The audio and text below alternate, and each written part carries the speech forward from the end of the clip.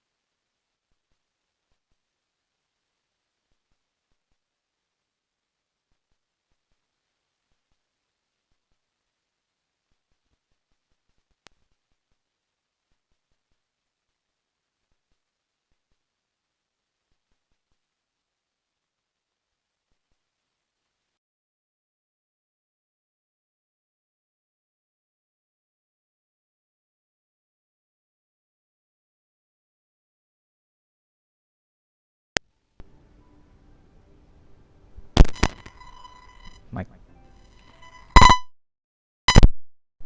Mic check. 1, 2, 1, 2, 1, 2.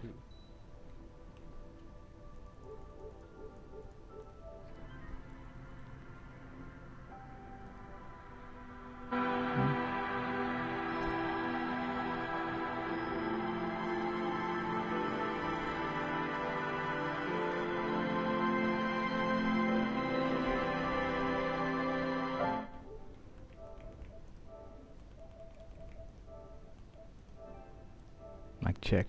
1, 2.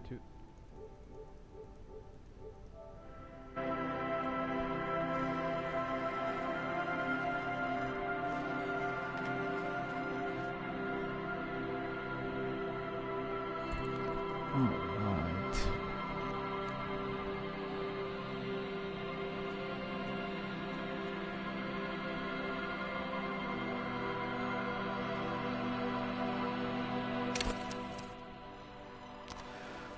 Alright, welcome to today's game show of Disco Elysium. I'm your host, the Piscean gamer, GaMeZ LioNHearT, aka Games Fury. Thank you for coming into my fishbowl point of view, the least of the ocean. God gave us all things to enjoy, so enjoy everything it is that you enjoy. Alright. Let's see. Let us choose an archetype. Thinker. Extremely intelligent. Very bad with people. Knows interesting facts. Comes up with original ideas. Sensitive, very psychological, a magnetic personality, but unstable. Might begin to lose his mind. What in the mind? Physical, extremely physical, interacts with the world through his body. Gets things done, but dumb as a rock. Interesting point of view. Let's see. Create your own.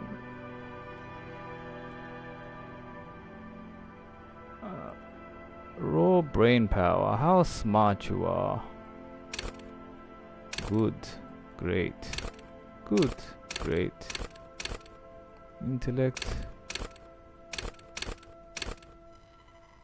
Sensitivity. How emotional intelligence you are. Let's say average. Physique. Your musculature. How strong musculature. How strong you are. Great. Average. Start off with average. Huh? Your senses. How agile you are. Motorics.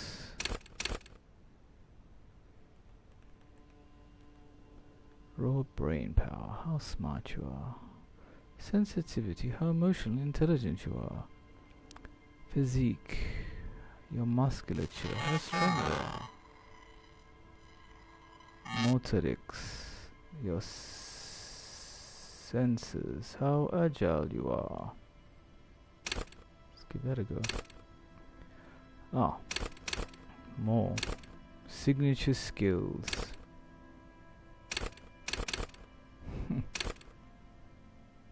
Total 3. Okay.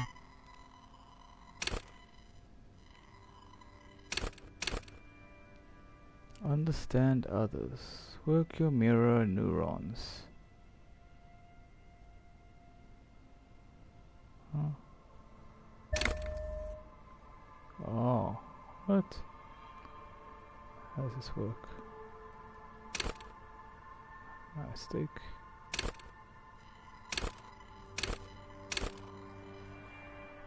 How many extras do you get? Oh, you get 1. Signature skill. Hunches and gut feelings. Dreams into waking life.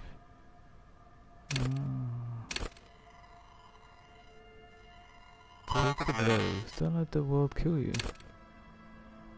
Ready, aim, fire. And, oh wow. It's all pretty good. Intimidate the public. Assert yourself. Play the actor. Lie. And the rhetoric.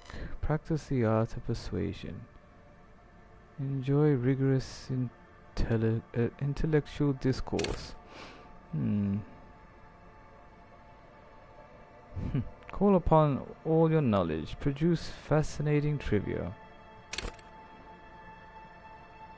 Wield raw intellectual power. Deduce the world.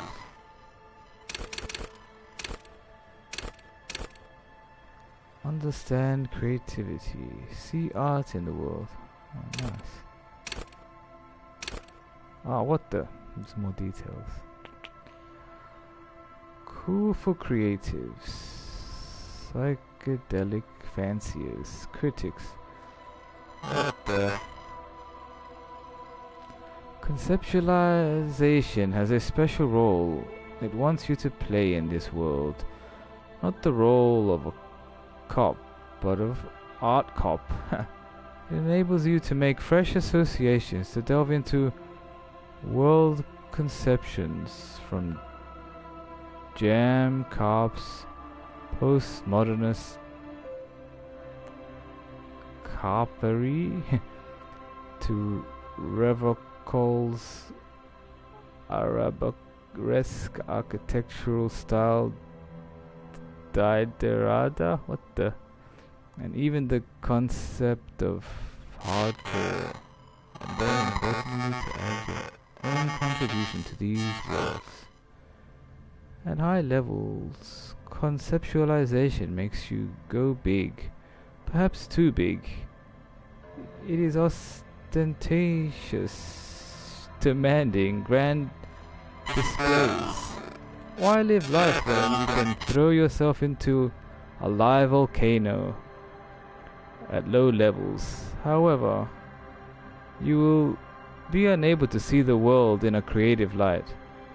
You'll be unable to contribute to the conversations in an art gallery. Only boring people will invite you to their dust parties. That doesn't sound helpful. Right.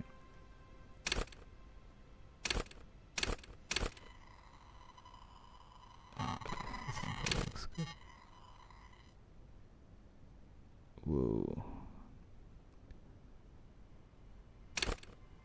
Empathy.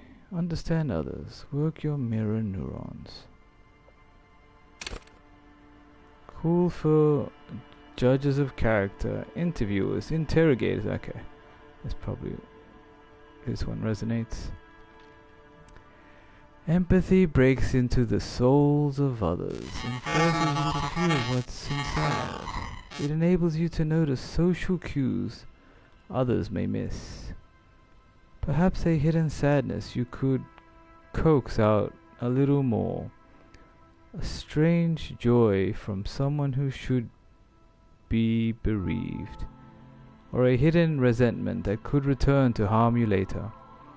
At high levels, empathy really puts you in other people's shoes. You'll cry for their sorrows, punch walls to relieve their angers. What the? And be an even more unstable cop.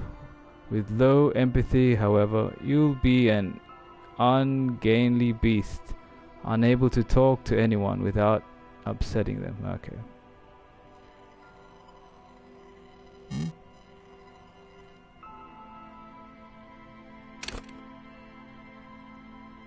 Did I reset it? Okay, let's begin. That's enough reading for now. Few in the world are at the home in the mirror. Okay, something like that. Okay. Let's just begin. There is nothing. Only warm primordial blackness. Your conscious ferments in it. No larger than a single grain of malt. You don't have to do anything anymore. Interesting. Very interesting. Ever. Never, ever. Never ever? Never, ever, ever, baby. Simply keep on non-existing. An inordinate amount of time passes. It is utterly void of struggle. No ex-wives are contained within it.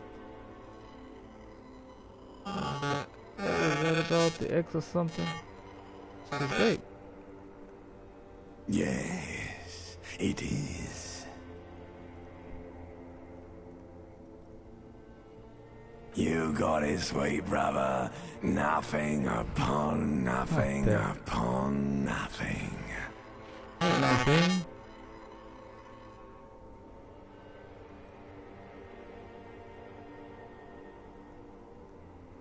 I know you do, baby. I know. It's freedom, baby, yeah. How about you cough up some more of that sweet oblivion? Coming right up, sir. Smooth passage. That's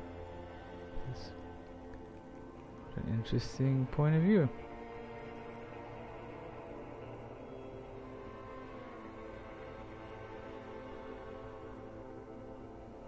What? Elysium? Huh? Alright. Nothing down to fuck all borough.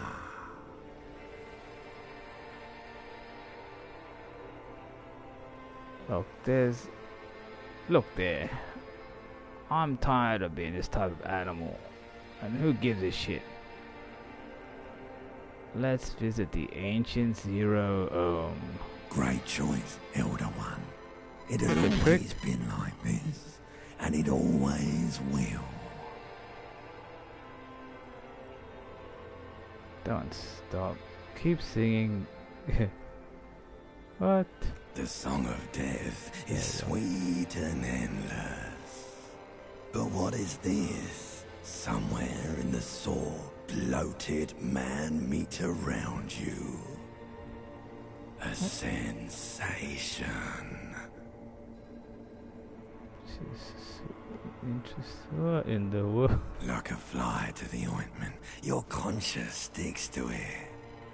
The limbed and headed machine of pain and undignified suffering is firing up again. It wants to walk the desert, hurting, longing, dancing to disco music.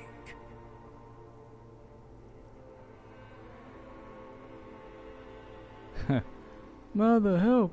Help me, there's a head attached to my neck, and I'm in it.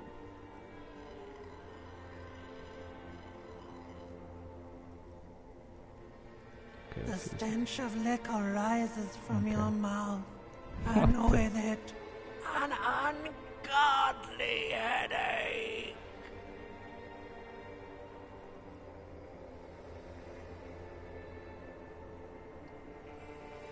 Who am I, and what sort of creature does this to their own mouth? A fiery streak penetrates your skull, trying to force your eyes open. It's a sound, a clarion call from hell. Open your eyes. Oh, it's a dream, is it?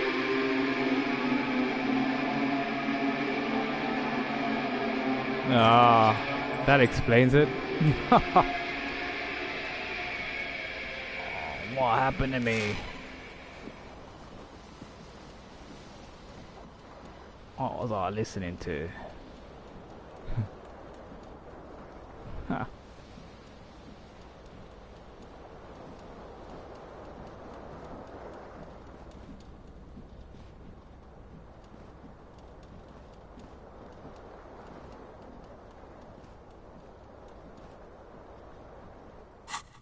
What? Stuff up. This reel-to-reel tape player is still on, rolling empty. Looks like someone tore out the tape while the song was playing. Huh?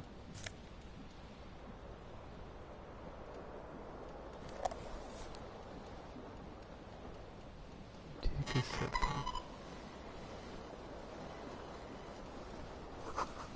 This magnum-sized bottle of Commodore Red is empty.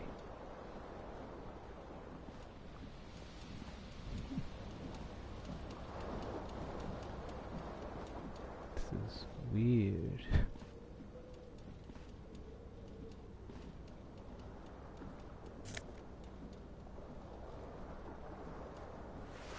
Cool. You see bottles in the bathtub. Wine, beer, and sweet liquors.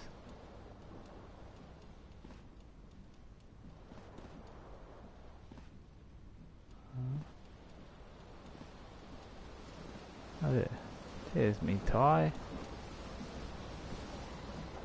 Huh?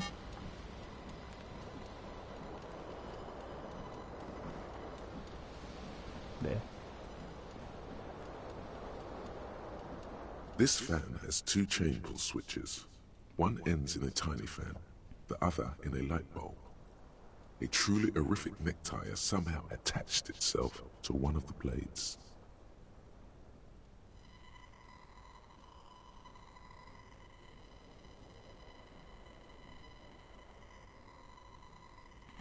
This is a white check. You may retry it.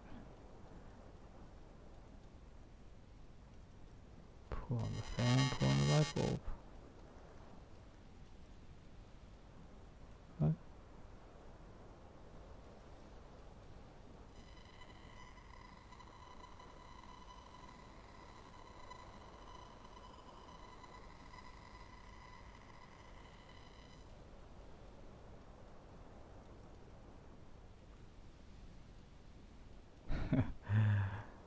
Let's pull on the fan.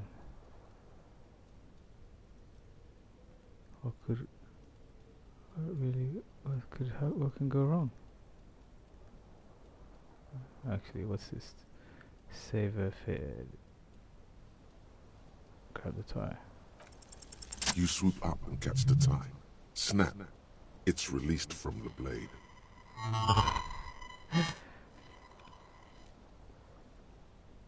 What you have in your hand is a truly hideous necktie, with 4 or 5 different patterns. The knot reminds you of a noose.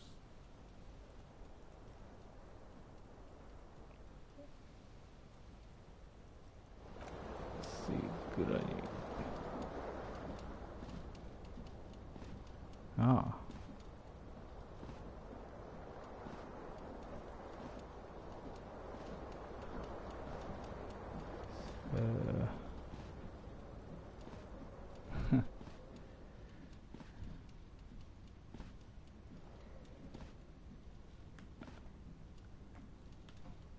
What else can I do in this? Oh, pants. Ha! Yes. Pants.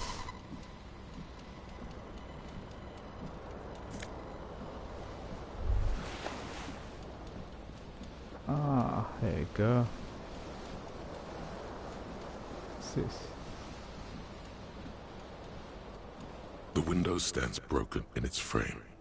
Cold wind blows in.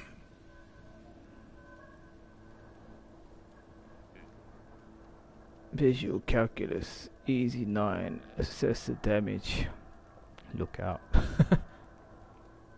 What is it?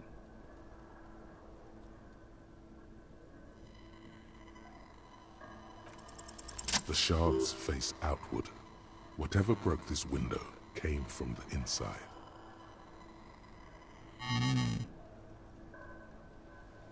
Did I break it with my own hands? A fine web of scarring covers the back of your right hand, but none of it is recent. What did this then? More likely a projectile than a held object. There are no fragments on the floor from pulling a tool back in after impact. Wait, what am I doing? It is too large for a bullet, yet too small for a piece of furniture. You're looking for something heavy and larger than your fist. Like the green shoe that's on the hat rack in the corner, which, coincidentally, is missing its friend.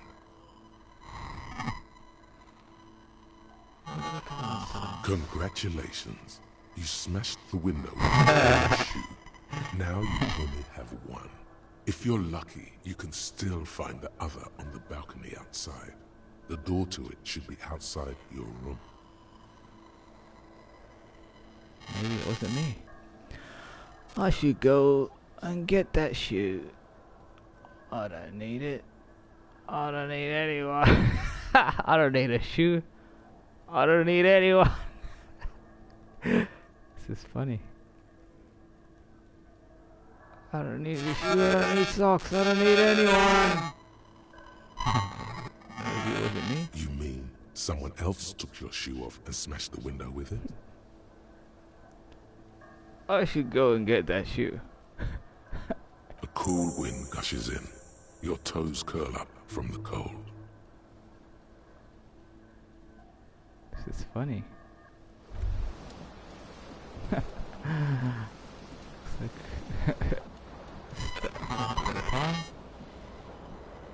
What's this? Okay, a jacket. Alright. I'm getting into this now. Thank you for joining me today, dear viewers. Now we're in the future. My timeless game show.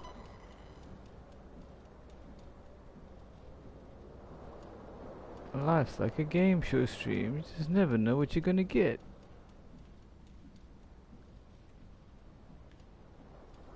Just like this game. You hear a jingle. Keys are clinking in the pocket of your flare-cut pants. Fish him out. It says, whirling in rags, on the aluminium keyring. There is a single key on the ring. The number 1 is etched on it. It should open the door.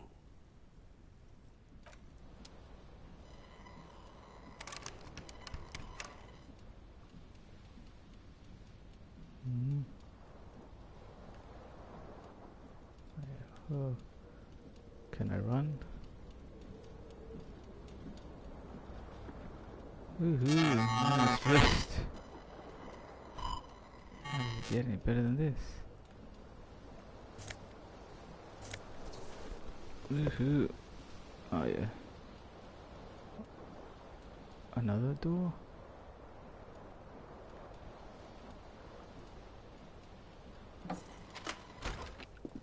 Cool. Now I can. Oh, sweet. Progress. A mirror hangs above a bent and broken sink. In a fierce discharge of masculine energy, someone has ripped half the faucet off. Hot water sprays from the base and steam covers the mirror. You cannot see yourself, just the outline of a man.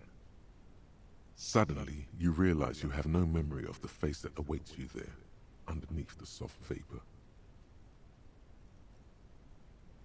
Really, all recollection of the person you are, the people in your life, and even the world you're in has drowned in a sea of blood alcohol. This was no mere night of drinking. It was a deluge of world-ending proportions. No way, I'm not doing this. Back off. As you slowly reach your hand towards the surface of the mirror. Abort. You clearly have not thought this through. You won't like what you see there, and you will never unbecome it. What the?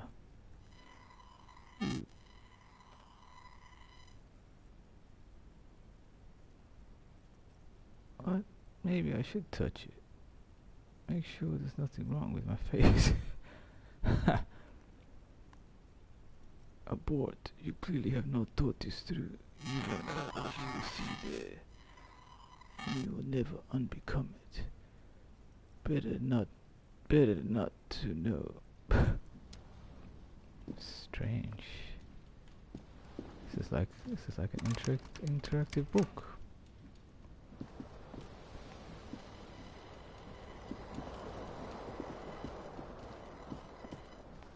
Alright. I don't know. Hello, officer. Oh, hello. The young woman raises a cigarette to her lips. Good day, lady. Her eyes are brown, and her face is speckled with birthmarks. She can't be more than 28. Officer, am I military personnel? Turn your bloated face away from my beauty and just keep on walking. Officer, am I military personnel? No.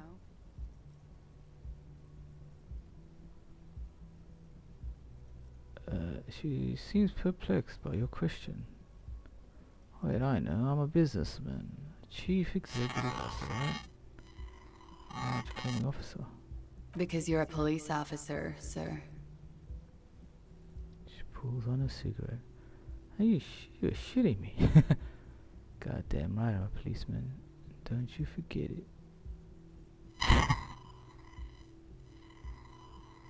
Okay, cool. I won't. She means it. She wouldn't defy authority, however sweaty and bloated it may look. No need to be alarmed. I was just getting into character, you know? Good. Now, how did you know I was a police officer? First, I have to ask. Are you okay, sir? You look like you're about to throw up. Can I bring you something? Sure. She's right. Something wants to come out through your mouth, right in front of her, right here. It makes you put your hand on your stomach and swallow. Oh. Tell me, how do you know I'm with the police? Sir, you've been here for 3 days. On official police business, no less. Don't worry, I'm not gonna vomit. What kind of business? Couldn't say. In truth, so far, mostly drinking.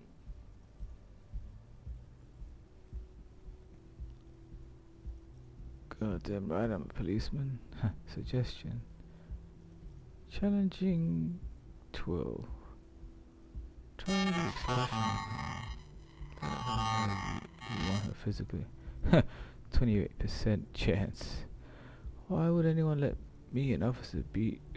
What? Why would anyone let me be an officer of the law? I don't really remember being a cop or anything else for that matter. So funny. I can see that. Do you know why? Could it be because of the drinking?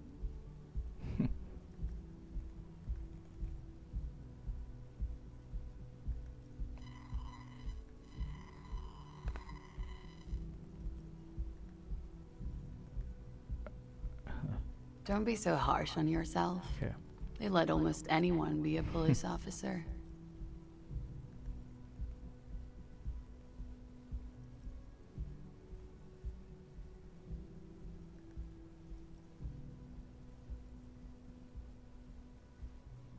Try the expression on her. What's the expression? Nah. Of course. Be careful, officer. They don't like the police around here. Something stirs in you as she's about to go. Call it an instinct, a need. The need to ask questions. It's like you said the words a million times before. She looks back at you, a light glinting off her eyes. Before you go, I have some questions for you. Yes? What is it that they have against police here?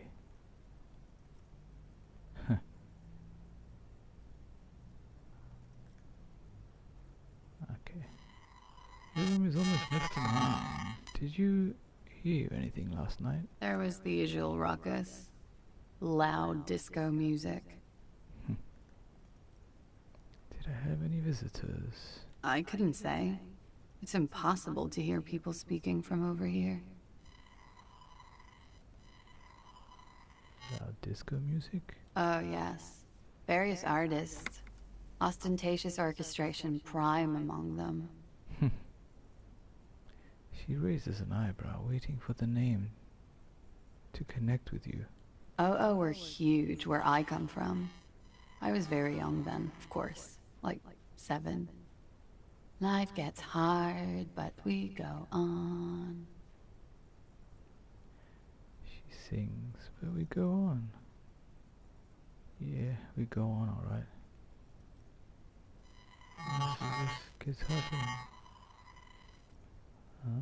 It would appear so. At around 2 o'clock, the disco stopped and there was a change of pace. Mm-hmm. What happened? A slow, sad song started playing, like organ music on repeat. That went on for quite a while. Some of the time, you were yelling along to it. They're singing this. Show her the empty case at the smallest church in... Okay. What was I singing? Was I singing this? Yes, there was a church in there. A really small church. Like the smallest, saddest church in the whole world. It was about that. And also... that it doesn't matter anymore and that we're alone now. It was difficult to tell. The song itself was very quiet and soft, but you sounded like a winded boar, sir. It was hard to understand what you were singing on top of it.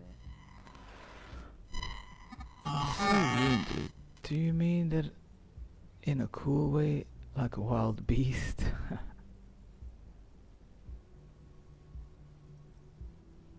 Yes.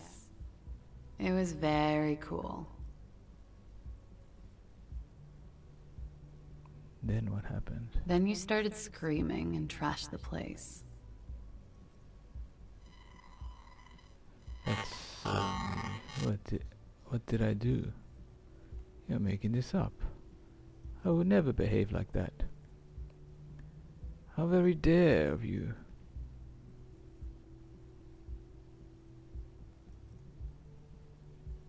A window was smashed. The tape player, probably. The song stopped. And furniture, too.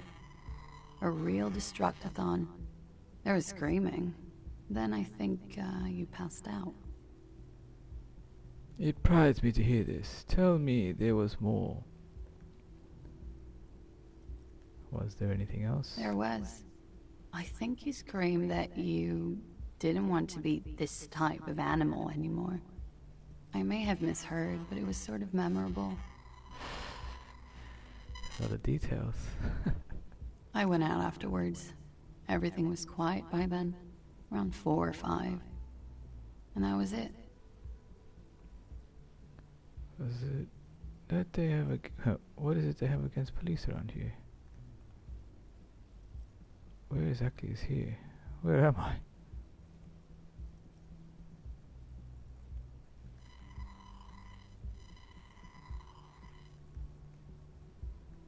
The dock workers are pretty cocky. They think they're police enough. At least here on the coast. I can't say about the rest of the city. You're in a hostel, sir.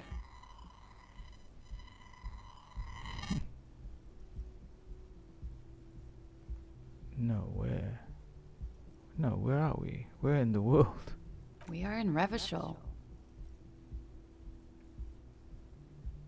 Revachol is the disgraced former capital of the world, divided into zones of control under foreign occupation. Half a century after a failed world revolution, she is central to our moment in time.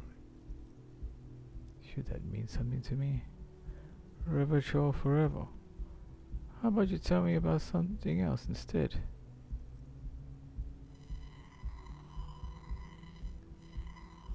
You sure look like you're from Revachol.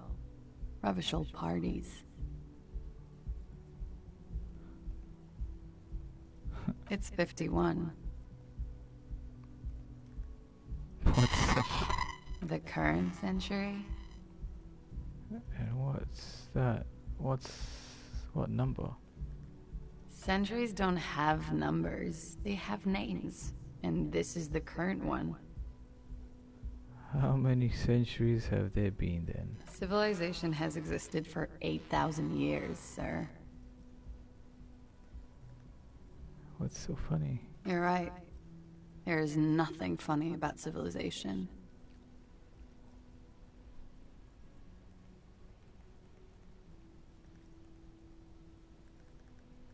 The dock workers are pretty cocky. They think they're police enough. At least here on the coast. I can't say about the rest of the city. Thank you very much. Glad to have been of assistance. That's funny. Looks like she left a nice long stub in the ashtray. It's still smoking. Oh, I could have just looked at the date. Calendar says it's March. The year is 51. Okay. Good detective skills.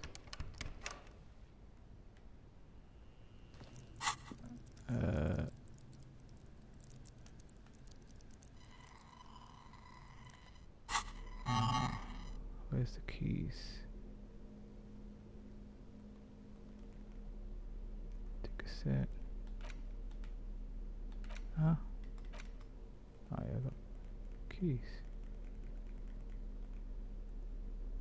Key to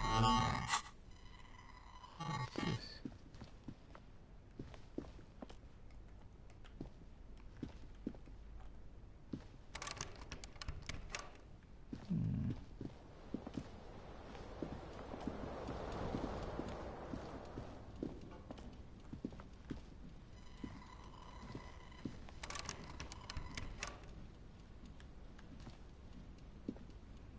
Nothing.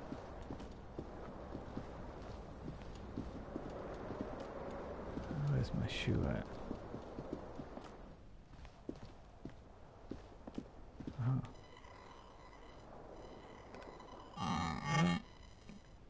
Centigrade partial cloud cover. Something on the table.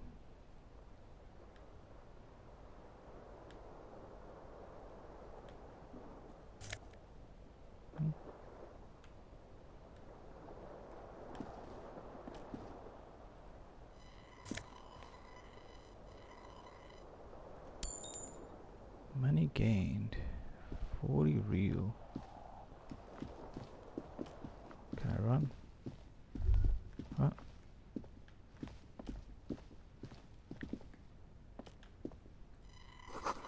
This is the weekend edition of the satirical newspaper Trompe le Monde.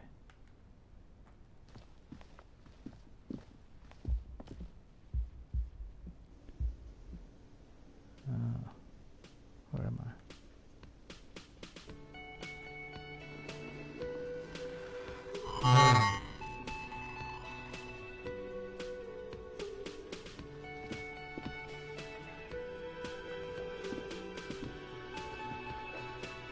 A man in his late 20s stands behind the counter, inspecting a stuffed seabird. As you approach, he gives you a sideways glance, then looks down again.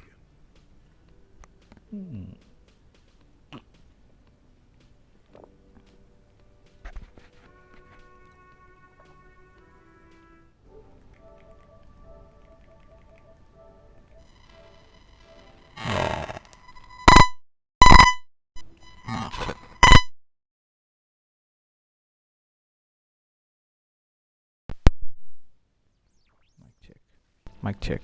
1, 2, 1, 2. Mic 1, 2.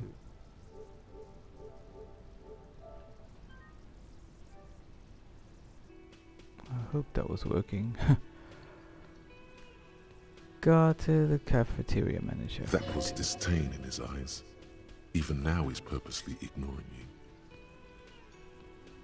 Something tells me you don't like me.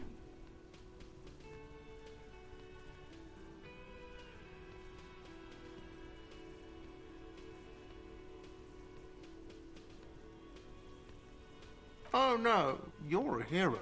A real hero cop. Could the massive property damage upstairs have anything to do with this? So not only am I a cop, but I'm also a hero? Yes, you are. A real decorated hero. What did I do? What did you not do? First you took the body down. Then you solved the murder. Then you didn't trash my hostel room. Maybe you even negotiated the strike. Oh my god, I did all of those things? I'm guessing I didn't do any of those things. I do appreciate your tone. I do not appreciate your tone. This is no way to talk to an officer.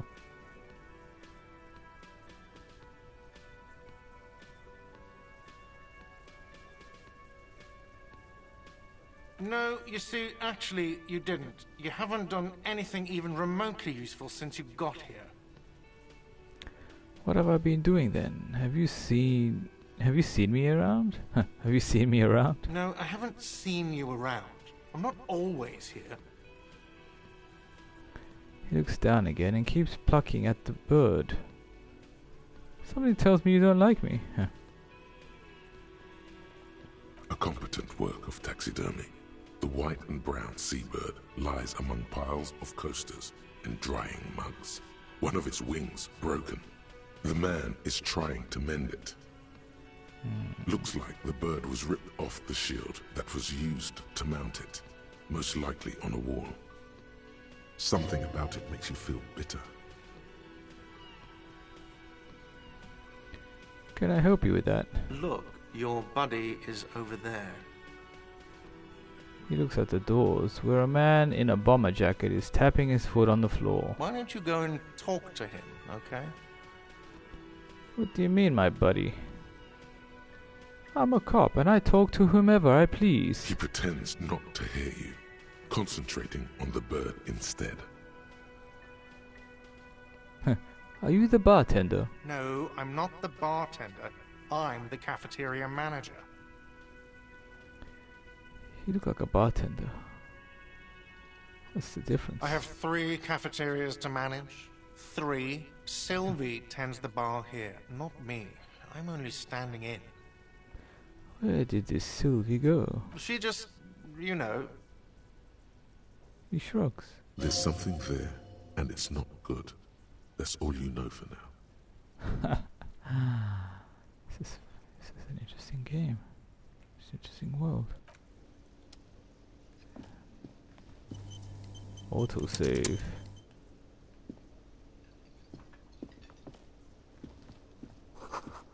The speaker is connected to the radio. The music is seasoned with static. Oops. A big old karaoke mic, just waiting for someone to sing in it. Maybe me. This is where the lyrics would be.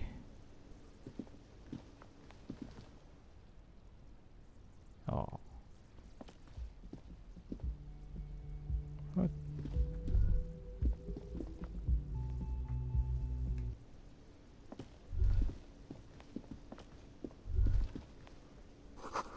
This is a water cooler. A large bubble is rising to the surface. The menu has been wiped clean. Only the word Monday is written on it. Huh? Healing item gained. Awesome. Alright, who's this dude?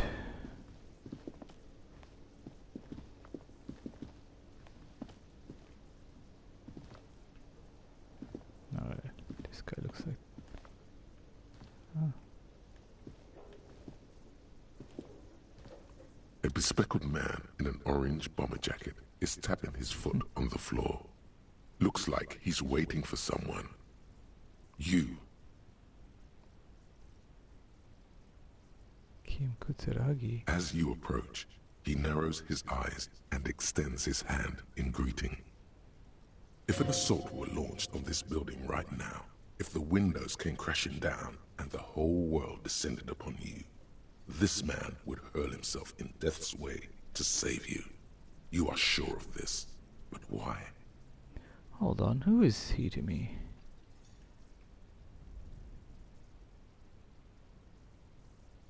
He is your half-brother.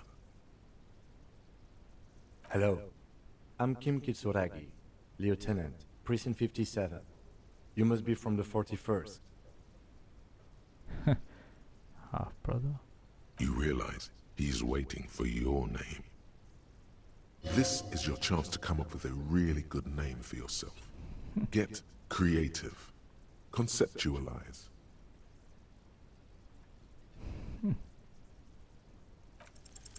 Concentration makes you squint your eyes. Your name should be deep gold and orange, like a forest fire looming on the horizon, but mixed with the stench of liquor rising from your breath. You're 2 steps closer to it, but there are still many to go.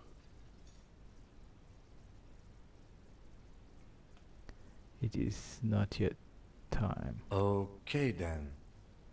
Haha! He processes the information, then disregards it. It looks like we had a little scheduling error on Sunday. Saturday too, actually. Have you had time to talk to the manager here?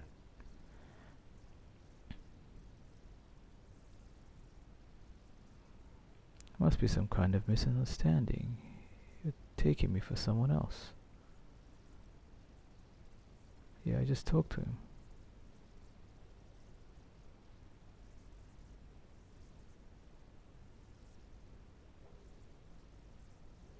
Well, let's see. Then we should ask him for a rundown of the area. Get me up to speed. I understand the scene is out back, right? It also wouldn't hurt to assure him the police are finally here. In full force, I mean. Have you mapped out the initial interviews? Yes, the police. I'm aware I'm a policeman. What interviews? I haven't. Okay, we'll have time for that after we take a look at the coroner's case. Have you removed the dead body from the tree? Look, man. You know, yeah.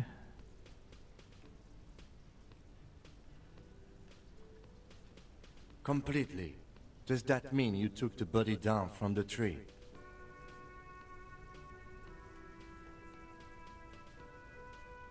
Look, man. You know, yeah. Does that mean the body is no longer in the tree? No. So, the body is still Oh in the my tree. goodness. This is the first time you detect a weariness in the lieutenant's voice. It is obvious he would have preferred for the body to no longer be in the tree. Where it has been hanging for 7 days straight. What the? We should go there as soon as we are done talking to the owner. What if I told you I'm not really a police officer? How can you be so sure I'm from the police? But I can't remember anything. Let's get going then. After you, officer. If you're about to embark on an investigation, shouldn't you have a badge? Check your pockets. Wait, shouldn't I have a badge or something? You mean you don't have a badge? It wasn't on me when I woke up. I have my badge. I'm a policeman and I have my badge. Oh, If you didn't have your badge, then that would be very bad. You would need to report it on my shortwave. But since you do have it, we can go straight to the task at hand. There's a moment's pause when he continues, obviously relieved. If you didn't have your badge...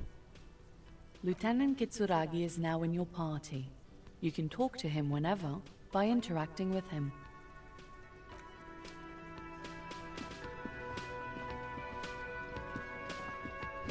Hello, sweetie. The elderly woman turns to you with a smile. Wait, who's Sweetie?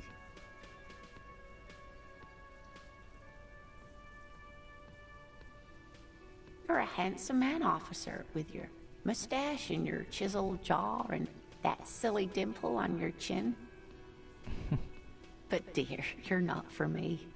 I'm too old and too married besides. You must forgive me. I'm getting so scatterbrained. I completely forgot to introduce myself. She slaps herself on the forehead. I'm Lena. My husband Morel and I are staying with our friend Gary just down the street, but I come here for tea when they're away. Her eyes glitter over the rims of her glasses as she looks up, smiling. This Lena is wacky enough for the Motley Crew. Hire her on the spot.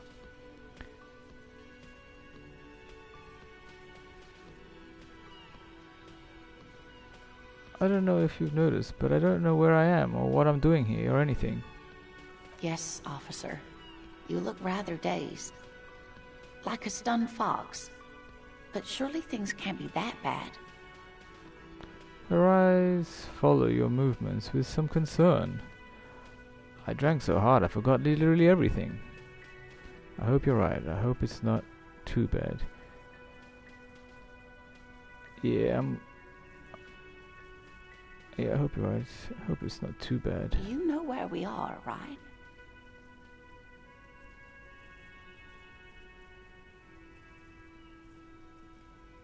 We're dead, haunting each other. We're ghosts.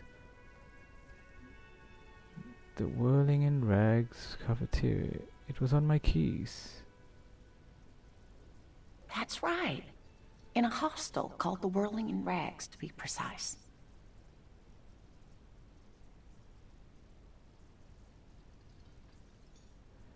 Honestly, I don't know diddly squat about Revachol. What kind of place is this? How would I even begin to tell you? Revachol is the most beautiful city in the world. We're fortunate to be here, you and I. I haven't seen very many other cities personally, but everyone says so. Revachol is a rare jewel. This city used to rule the world, though it has seen better days.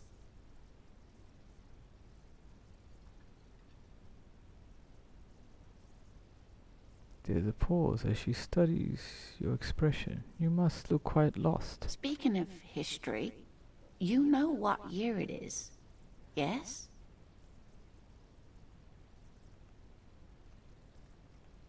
All I know is we are approaching the end of time. Interesting point of view. It's the spring of 51. That's right, dear. How splendid. Here, take this pen. Knowledge should always be rewarded. Why, thank you. Her relief is palpable. She was getting pretty worried about you there, but now she relaxes her shoulders. I can tell that this is taxing for you, so I'll just ask one more question. What regime are we living under? What mode of government?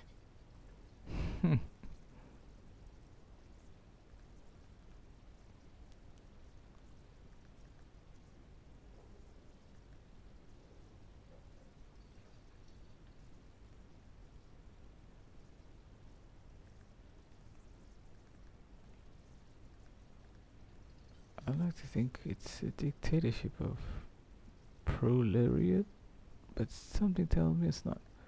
Some kind of democracy, maybe? Nope. Sadly not. Revachol is what's called a zone of control, under an alliance of foreign powers called the Coalition. We have no government of our own, and what democracy we have is market-driven. If there's no government, how come there's they are cops. I don't even know what to say. I'm so disappointed. Oh dear. And you were doing so well. There aren't any cops in Riverdale, not in the traditional sense. The status of law enforcement has been a complicated matter since the Revolution. But we should stop for today, sweetie. You look like you need a break. Besides, I'm not the best person to explain the big things to anyone. On that note, I will take a break. I'll be back in 5. Peace.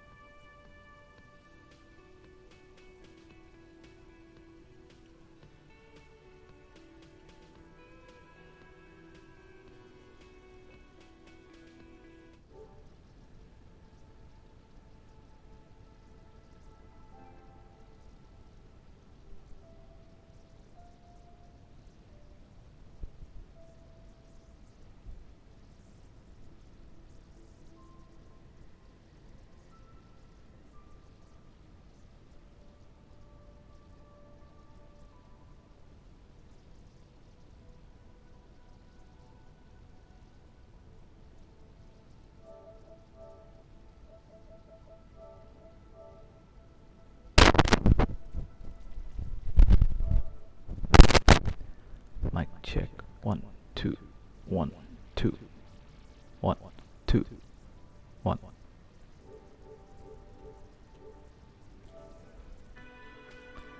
And I'm back. Welcome back to the show, everybody, everyone.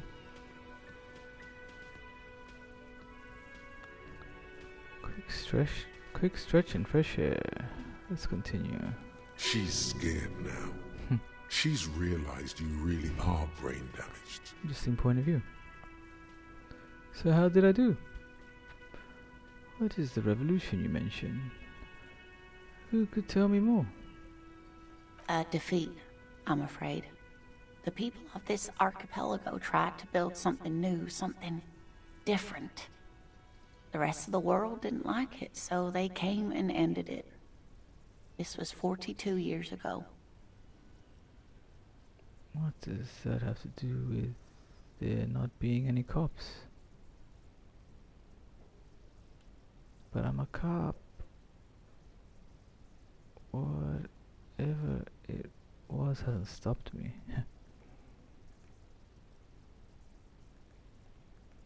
It has something to do with everything. I really don't know how to explain it better. I'm just a poor woman, she thinks. What do I know of these things? And how can I help you? So how did I do? You were doing quite well up until the end there. It does look like you're having trouble remembering things. History and places. Remembering reality in a word. It's very odd. A sigh. The lieutenant buries his nose in his notebook. But maybe a fresh set of eyes is what the world needs. And while I'm no doctor, such bouts of amnesia are often temporary, so I wouldn't worry too much. Who could tell me more? Someone more educated in sweeping matters. Maybe you should ask. She turns to the lieutenant. No. I'm not an encyclopedia. I won't be a guide either.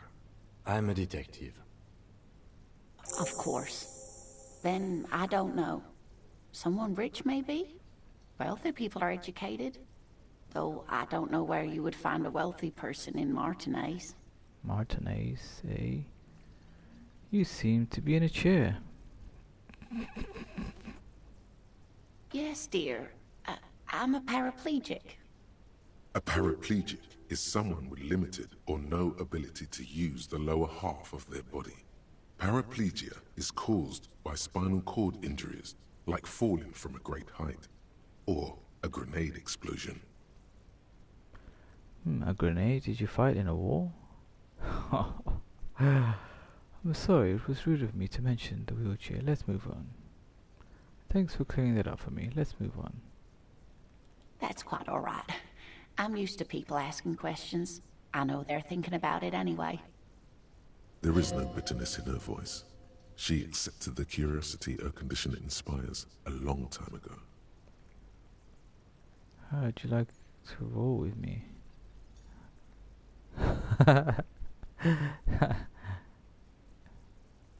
What?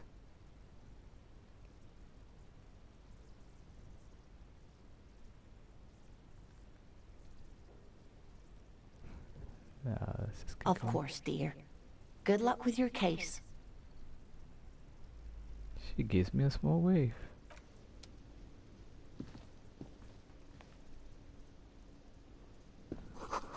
This royal pinball machine is unplugged.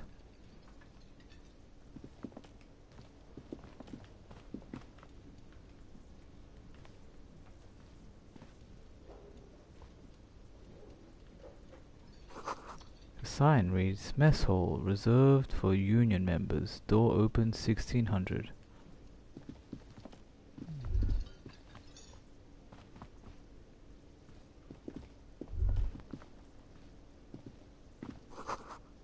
The door is bolted. A sign reads, Kitchen reserved for personnel until 1300.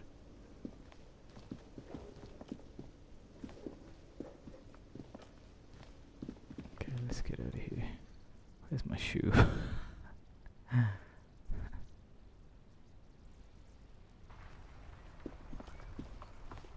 it out here. Oh my goodness, this is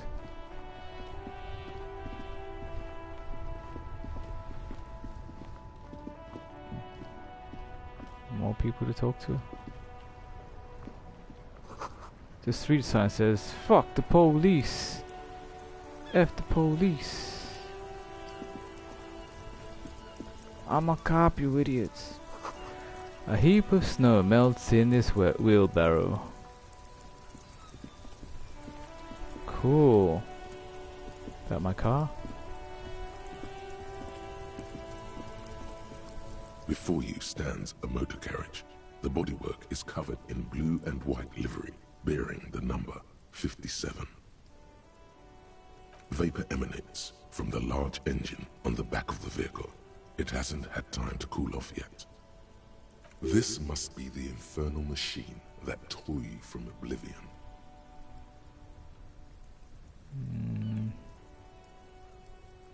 I'm gonna open the door right now.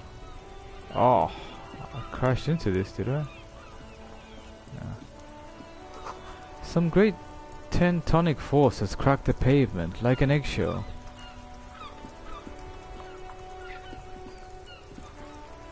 The worn and beaten wooden planks of the bench do not look overly comforting. We can sit on benches after we've solved the murder. Yes, indeed. You can revisit the bench if you ever need to pass the time when Lieutenant Kitsuragi is gone. You may revisit the bench. It's a nice bench.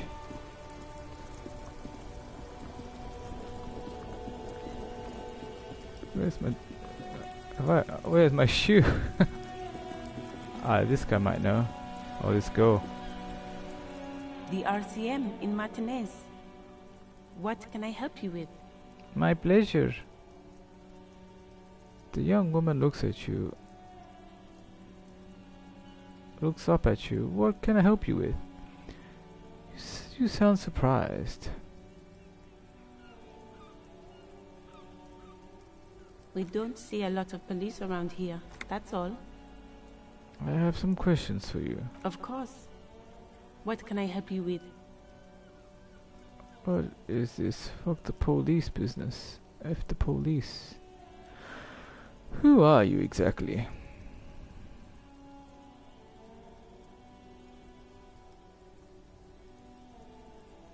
We need directions. Of course. Where to? I'm looking for a dead body. Oh my goodness. Oh, that's right there, in the yard. She's relieved someone has come for it, finally. Where am I? What do you mean? I'm a bit disoriented. This is Revachol, right? Huh. Copying her accent. Revachol. Just tell me where we are, okay? Yes, sir. District of Martinez. This intersection is called Roundabout North. She looks around. He knows where we are. He just wants directions.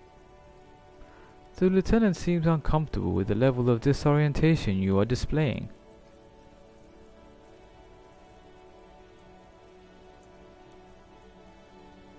What is in the west? It's just water. No, actually, I think they call it the Martinez Inlet. There are some islands in the bay, but they're hard to reach. What is in the south? Some shops and a bridge. The canal bridge leads to the coast, but it's broken, I think. Some kind of accident, probably. What is on the other side of the canal? Just coast. There's a little fishing village there, and a fish market. But that got closed down ages ago. Is it raining? There's the pier, the Cape Side apartment buildings, some more tenements. Not a lot, really. What is in the east? The harbor gates. Some kind of commotion, I think. I don't follow the local politics. A fleet store, too. No problem. Thanks, that's all for now.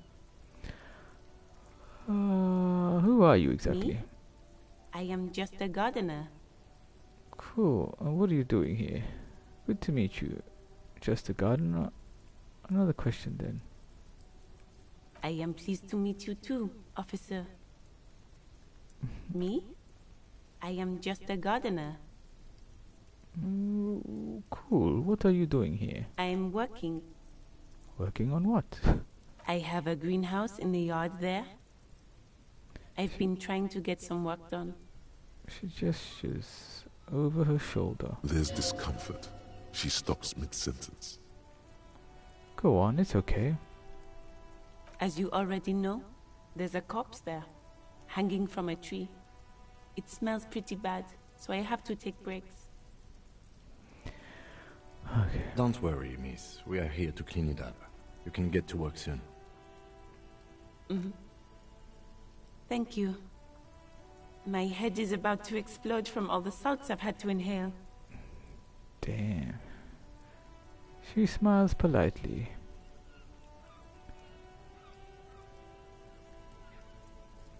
Excuse me? What is it of the police business? She's uncomfortable. Maybe you should drop this line of questioning. This street sign says F the police. Maybe we should drop this line of question. Never mind. She shifts in her seat awkwardly.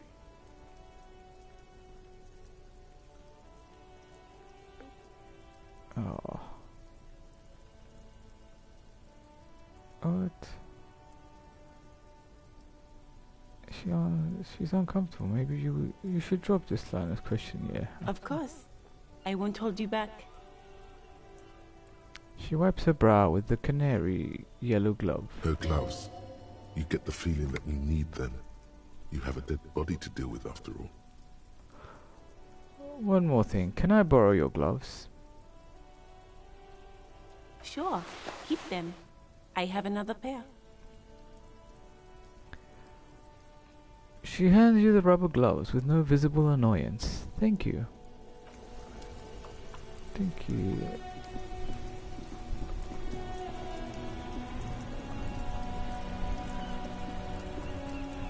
Is this it? Wait.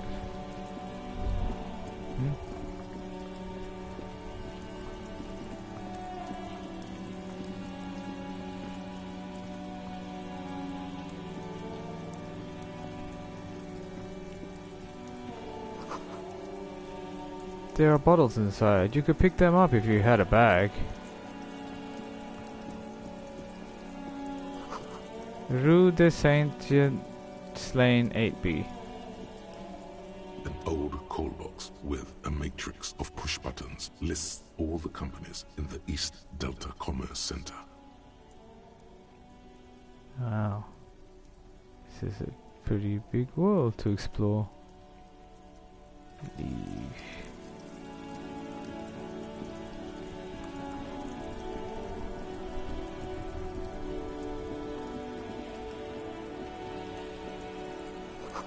Closed for winter. Please use main entrance. Welcome to Rivachol. The remark isn't addressed to you, it's addressed to the lieutenant. Why are you addressing my partner like that? Hey, I know. Rivachol, that's where we are. Never mind, let's keep moving.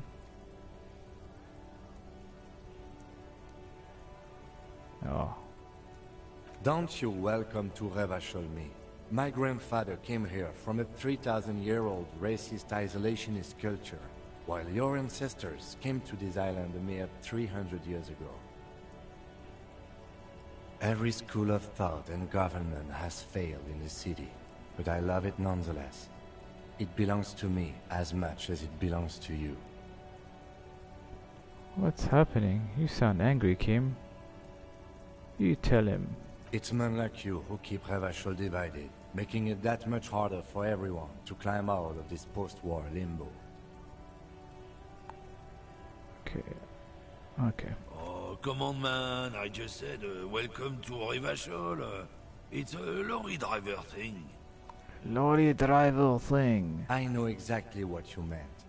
You think my kind doesn't belong here? That I should watch myself and behave? But you see, I'm an officer of the RCM. It's actually my job to make sure you behave. I would advise you to remember that.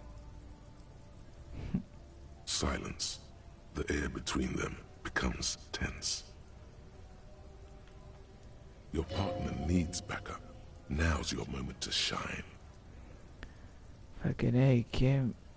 I've got your back. Give the lieutenant a punch on the Well, I think we all learned something here. Now that that's settled, we have a couple of questions. Is it settled?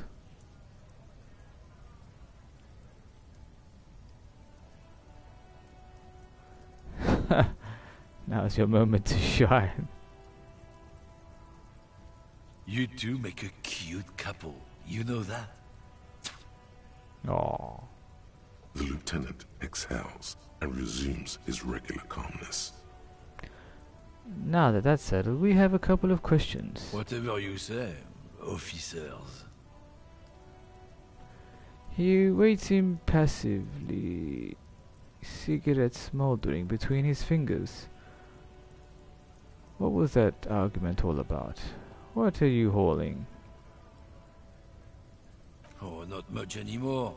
I'm here to pick up some cargo, but the dock workers are on strike, so it's a sit and wait on your ass situation.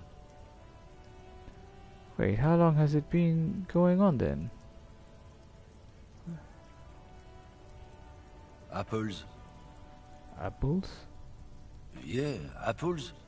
I take it you had other questions? He's given you the runaround. Let's be honest, you were bested. It's about What? biological determinism, natural law, the sorting of the races. That's not natural law.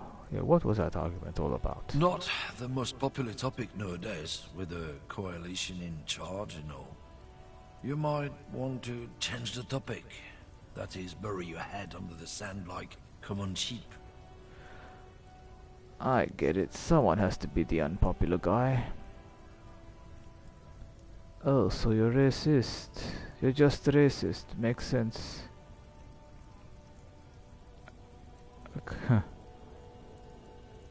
To be honest, I can't really remember what that means. Please explain. People who've studied these things say that you and me are superior by design.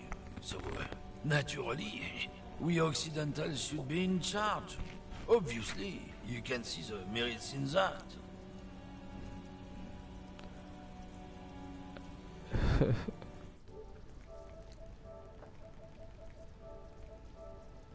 Mic check. 1, 2.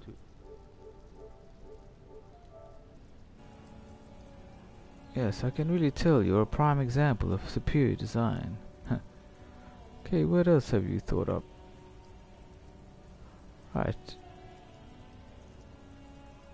So, lately we Occidentals have experienced an unfortunate downturn when members of the superior race cease to believe in their innate superiority. They stop competing for resources. Yeah, what's the problem with that then? Okay, and... The problem? The damn kips are showing a real good game lately. Same with the mosquitoes. And the other introduced species too. They're on the precipice of cultural victory. Wait, what's this cultural victory? Alright, I've made up my mind. Wanna hear it? Uh-huh. It's true. Also, you need to realize the dangers of mixing races. Who knows what might happen if people don't stay in their birthplace? You might end up with a new sub-race, with unknown characteristics, leading to extra competition. That's why you've got to control the offspring. Interesting point of view. Okay, sure, whatever. I'd really rather talk about something else. Go right ahead. You may be a cop, but that won't help you avoid the calamity to come. The man scratches his heavy-set stomach. Lieutenant Kitsuragi's stern expression remains unchanged, but you sense something there, below. Not a lot of moral fiber on this one yet, he thinks, wriggled out of it.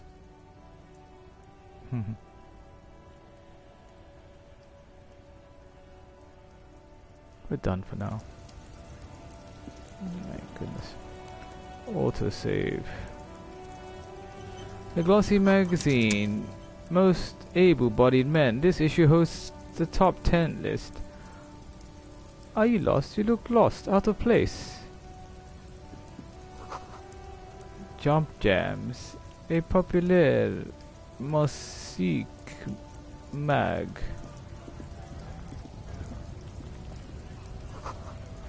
Ferit. What? Frit.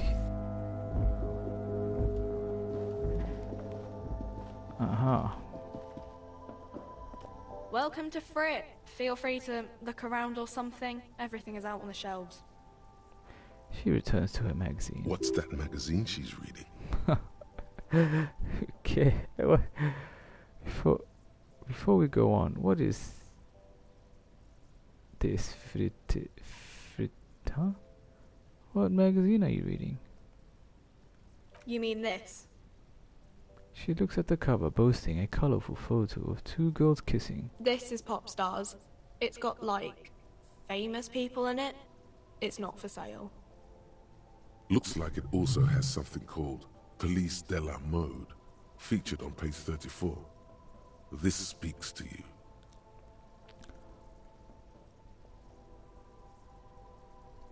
Forget about all that. What's this? What? This is Fashion Police feature? Huh. It's where they rate different outfits famous people wear. It's kind of funny. They're kind of mean. It's about who's the most stylish. Who's the numero uno guy in there right now? And does he look like this? Point to yourself. I bet your hat would take the prize. Huh. So who is the most stylish in there? It can't be anyone from here.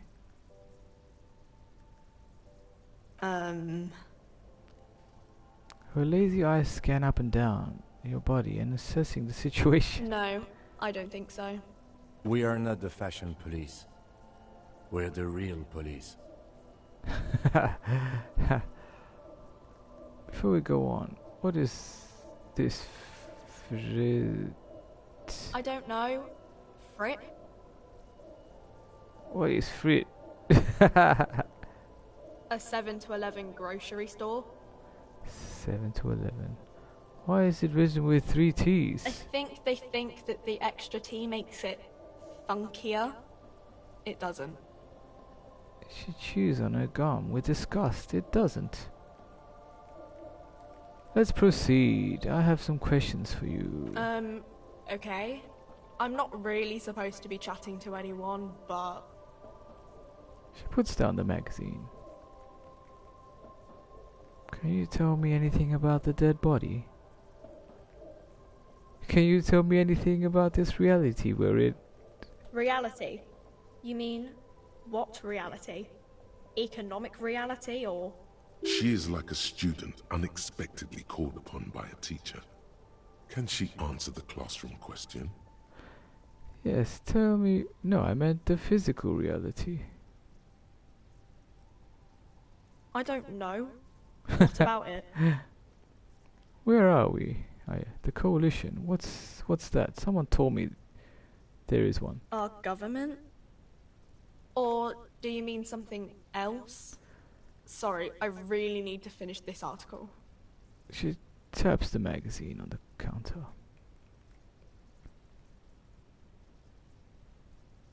What is the revolution? When ordinary people take over the government and demands democracy. What about the one we had here in Revachol? Yeah, it happened like 50 years ago or so. Sorry, I'm not very good at this. At history, I mean. I won't bother you with this nonsense anymore. Cool. Cool. Can you tell me something about the dead body? I don't really know anything. I mean, I know it's there, but I haven't seen it, so...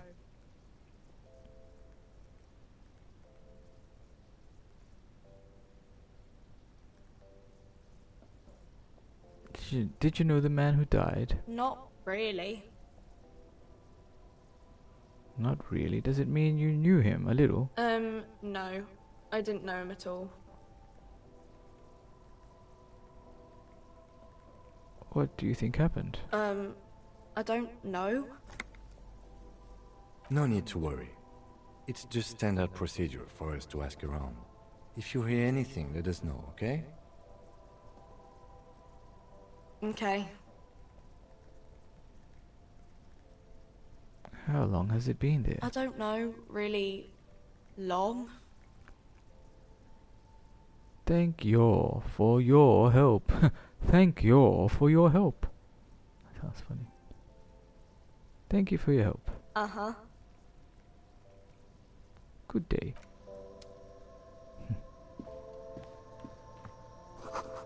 A melancholy pop song plays on the radio. The tear machine stands in the corner. A sign says, 1 bottle equals 10 cents. What is this machine? Oh, that's the tear machine. Yes, but what is it? It's a machine for tear. You know, you find tear outside, like bottles or whatever, and put it in the machine, then it gives you money. I see. And how do I pick up tear for the tear machine? You need a bag, I guess. We used to have some, but we gave them all out, so... Feel free to use it if you find a bag, though. I'm sure there are some out there, somewhere.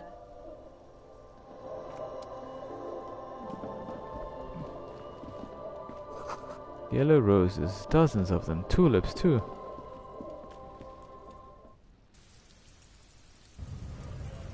So this is what a detective life is like.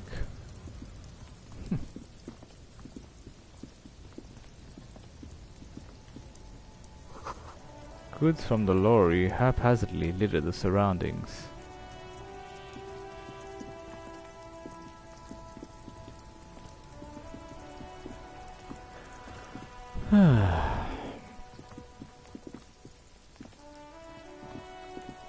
You see a set of tire tracks in the brown slush that covers the plaza mosaic. Visual calculus, medium, reconstruct the movement. No, these tracks are not interesting at all. Oh. Let the street sweeper just sweep them away. Oh. Why am I Cop looking at habit. You look at everything. This isn't case related, you think? What kind of vehicle drove through here? Hard to say. Your vision is blurred and you're having difficulty concentrating thanks to your relentless hangover. Okay.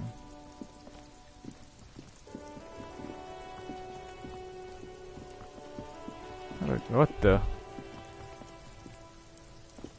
Oh, there it is. Hey, you kid. Got this. The boy throwing rocks at a dead body can't be older than 12. If there ever was such a thing as an ugly kid, then this is it. He's almost exquisite in his ugliness, like a gremlin. Oh my god, interesting point of view. Oh yeah, nappa comfy, Kuno.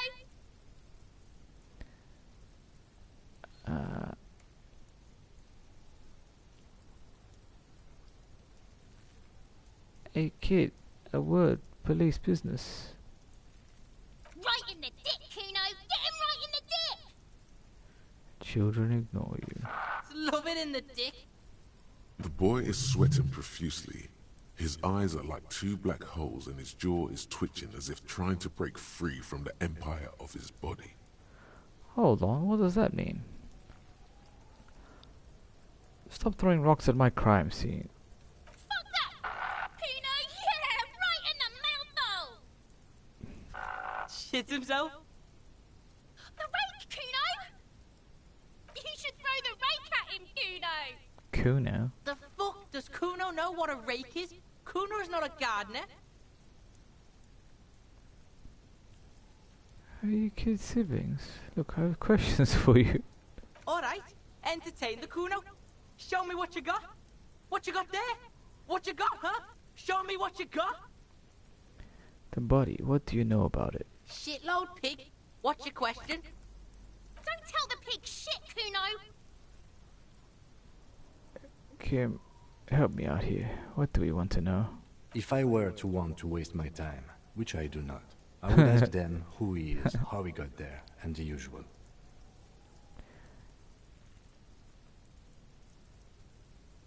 Have you seen anyone suspicious around? Just a couple of pigs sniffing around in the dirt. That seems pretty fucking suspicious to Kuno. Yeah, you tell the faggoty, Kuno!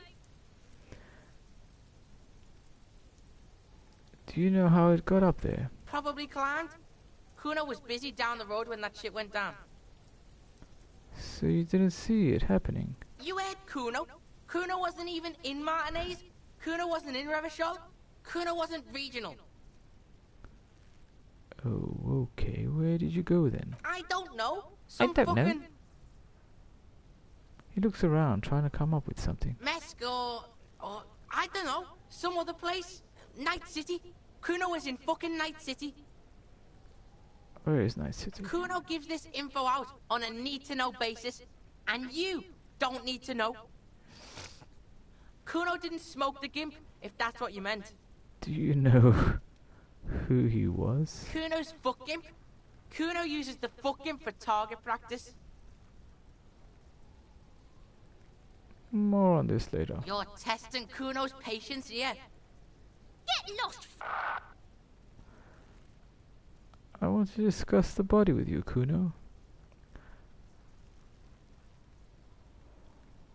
About the crime scene. You kids often play in this yard? Right, pig. This is where Kuno plays with his little wooden choo-choo. What do you want with it? I might have questions later. For now, let's talk about something else. Yeah, whatever. Kuno doesn't give a shit.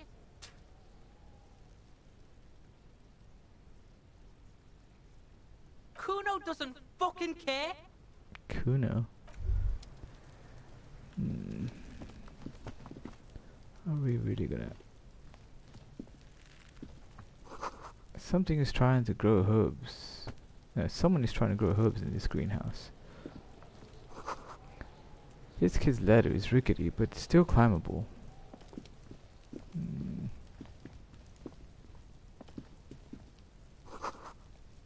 This wind's mechanism has been oxidizing for some years. Huh? Box.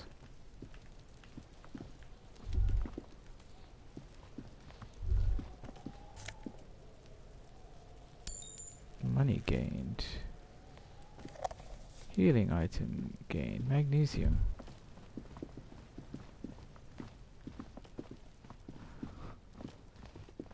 I hope I can find my shoe.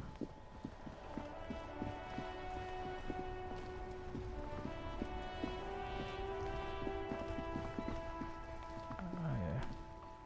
Let's get back in the building.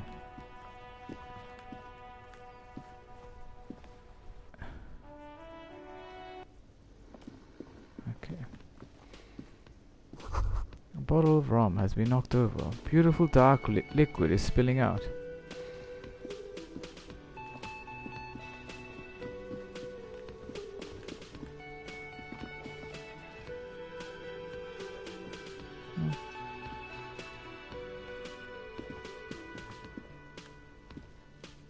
What? There you go. Alright.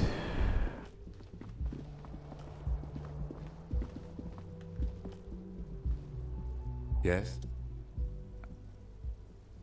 Tell me about the What case. do you want to know? Literally anything about it. I can't remember a single thing. Maybe you can tell me what you do know, to help me narrow it down a bit. I know literally nothing about it, only what you told me before. Do you want me to brief you? Brief, yes, that sounds good. 3 days ago, the RCM emergencies desk received a report about a security guard who was found hanged in Martinez. An anonymous caller said there was a dead body behind the Whirling in Rags hostel cafeteria. The cadaver had been there for 4 days. No one had come to investigate. Cadaver? During that time, the victim had been stripped of his belongings. The caller did not identify him, but used the word lynching. There is an ongoing labor dispute between the local dock workers and the logistics company Wild Pines. I was told we should approach the death as part of this dispute. Wait, does the briefing say who the victim was? A security guard or worker of some sort, hired by Wild Pines. This was just hearsay from Martinez, of course. We need to find out the truth. Who was the caller? To find him or her is one of our tasks here. For now, all we know is that the tone was muffled, using a device of some sort. The desk could identify neither the caller's age nor sex. Why hide themselves? There's a strong prejudice against involving the RCM in what's seen as union matters. The dock workers' union is the de facto police in Martinez. Now it appears they've started executing too. We cannot allow that. Hold on. And the RCM is? That's us. The Revachol Citizens Militia. We're the police in this city. Of course, yes, I understand everything. I understand everything now.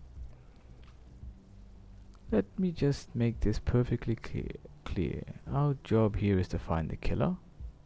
That's right. That's right. Can we go over the preliminary info again? Would you say this is a mysterious case? No, it's not a particularly mysterious case. The lieutenant considers your question a moment before answering. Why not? The deceased is a security guard for a corporation involved in a labor dispute. It doesn't take a DeLorean polymath to put the pieces together. DeLorean? I just don't see the case getting more mysterious than that. I was thinking something otherworldly might be involved, you know, something supernatural. I can assure nothing like that will happen. Do you know why not? Why not? Because it's not part of reality. So desperately mundane. You need to funk this case up. Funk this case There's up. something the lieutenant isn't seeing. The universe is too irrational, too morally complex. You should convince him. We should convince him. If we're from different precincts, why are we on the same case? I'm afraid you and I are pawns in a pissing competition.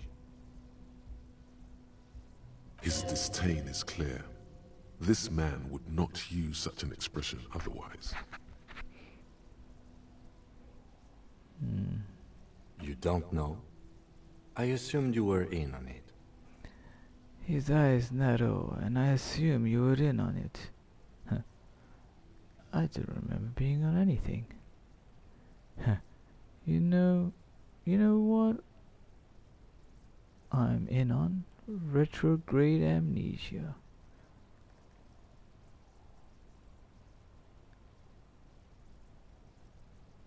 Tell me about it. It's just stupidity. We shouldn't waste any more time on it. If you want my take, ask me after we've inspected the victim. If you tell me now, this seems relevant. Later. Was there anything else you wanted to know about the case? Can we go over the preliminary info again? You mean like a brief? Do you want me to brief you again? No, I'll wait. There's no reason to wing anything. If you didn't get the brief, that's okay. I did. 3 days ago, the RCM Emergencies Desk received a report about a security guard who was found hanged in Martinez. An anonymous caller said there was a dead body behind the Whirling in Rags hostel cafeteria. The cadaver had been there for 4 days. No one had come to investigate. During that time, the victim had been stripped of his belongings. The caller did not identify him, but used the word lynching. There is an ongoing labor dispute between the local dock workers and the logistics company Wild Pines.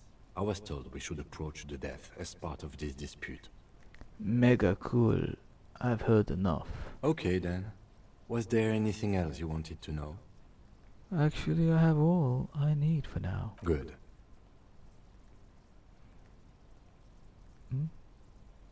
Convince Kim there's a sexy dark mystery twist in the case. What's this? Oh, 14%. I mean 17%. I think you should know that I can't remember anything. I want to talk about you. What? I want to talk about you. What? I'll talk about you. You seem to be following me.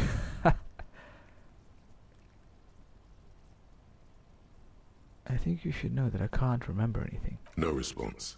He just arches his brow.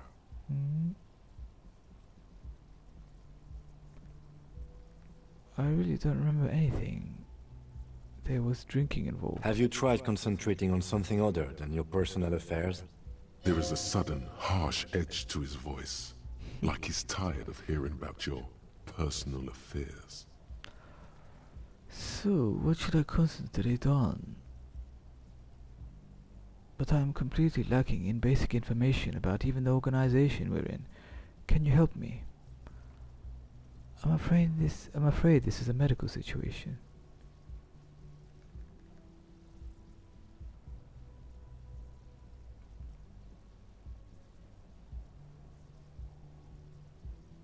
Fine. We should get through this day first. Off hours begin at 9 p.m. If you're still having trouble then, I can give you an orientation. Strictly business.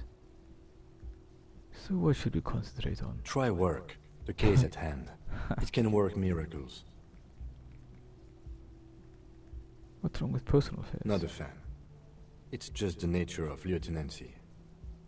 The RCM deploys a self-styled structure called the Decomptage as its chain of command.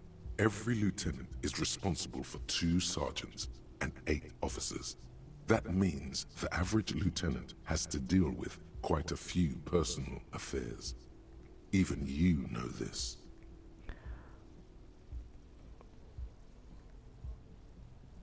Fine, let it be. Focus on other people's troubles, not your own. That is a relief. Okay, forget about it. A moment passes. The lieutenant glances at the sports watch on his wrist.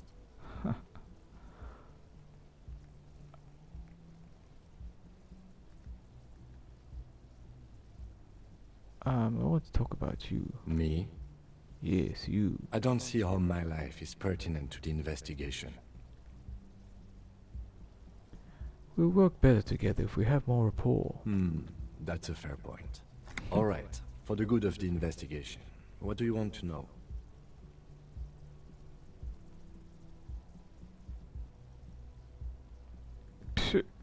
You're wearing glasses. You don't like other people that aren't here? That's because I'm half Seolite, or quarter. My father's father was from Seoul. So was my grandmother, but from my mother's side. It's not an interesting topic. What is Seoul? It's a part of the world, officer. A geopolitical entity, and a geographic division. I told you it wouldn't be interesting. Okay, I guess it's not interesting then. You're only making it sound uninteresting. I still want to know more about Seoul. You're barking up the wrong tree. I don't speak a word of Seolite. I've never met either one of my grandparents, and I've never been to Seoul. I'm a regular Ravacholière. You're wearing glasses. That's correct. You feel a slight urge to put the lieutenant down for this, but you can't quite muster enough testosterone. No, I don't. Glasses are cool, I guess.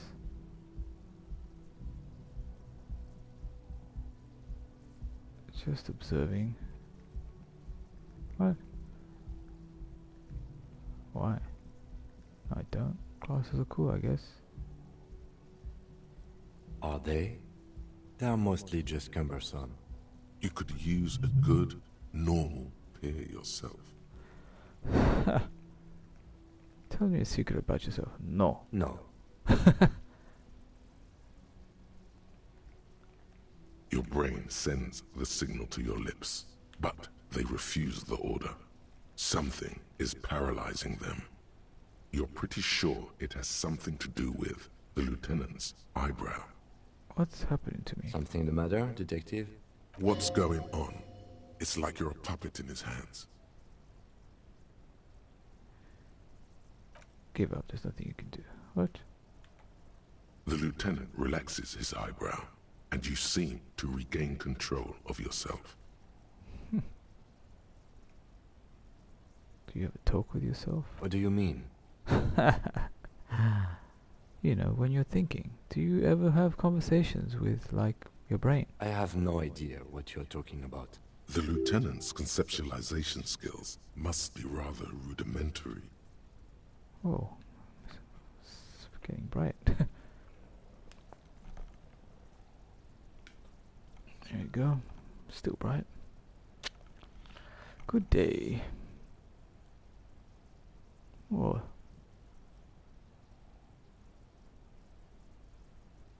It's a bit weird. Can't tell the difference. Oh well.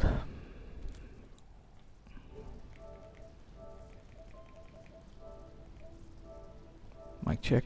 1, 2. The lieutenant is a police officer of the old school. His concerns are material and extrinsic. Extrinsic. But this isn't an old school case. I get it. You're one of those old school detectives. So how do you know? So how do you know? You know. So you're saying your brain never just chimes in with advice or warnings or anything? I can't say that it does, no. When I need to think, I just use my notebook. The lieutenant produces his small blue notebook and idly thumbs through a few pages. That's where his conversations with himself take place. We all have our different mediums. His is written. You're super lucid, yet psychedelic. You don't need office supplies to connect to your nervous system. You're special. That's all for now. Good. Let's change the subject. You seem to be following me. Excuse me? What if I want to work with this case alone? Nothing, just an observation. You have a distinctive way of walking. If I were to walk in front of you, we would surely collide. What do you mean, distinctive? I hope you don't take this the wrong way. It's just a collegial observation. In the 57th, we call it the Jamrock Shuffle. Officers from Jamrock's 41st Precinct tend to move a bit erratically. How's that? They say it's a scene-clearing technique developed by one of your lieutenants for gathering evidence. It's erratic, yet thorough. Prioritizes containers. You're kidding me. Why containers? I don't know. Containers contain, I guess. I'm making assumptions. We should move on.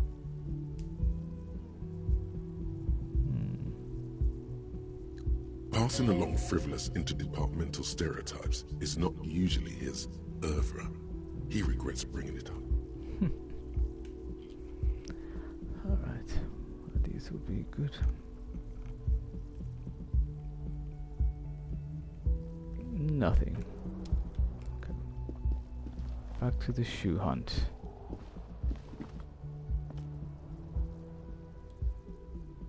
Oh yeah. Yes? Not this.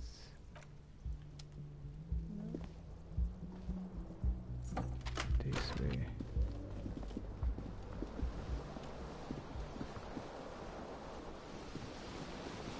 Oh yeah. The window stands broken in its frame. Cold wind blows in. The morning light hurts your eyes. It's hazy, but you see the ocean and some war-torn buildings. The morning light hurts your eyes. The bed is cold and not particularly inviting. but it's yours. The sheets look awful. The option to go to sleep becomes available every night after 9 p.m. No time to rest yet.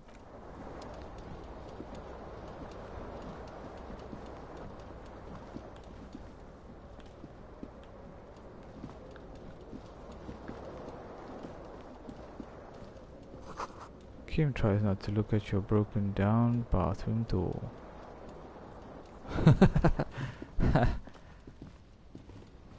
A mirror hangs on the wall, covered in steam. You cannot see yourself, just the outlines of it as you slowly reach your hand towards the surface of the mirror. Abort. You clearly have not thought this through. You won't like what you see there, and you will never unbecome it. Maybe I should touch it first. Make sure there's nothing wrong with my... let it go.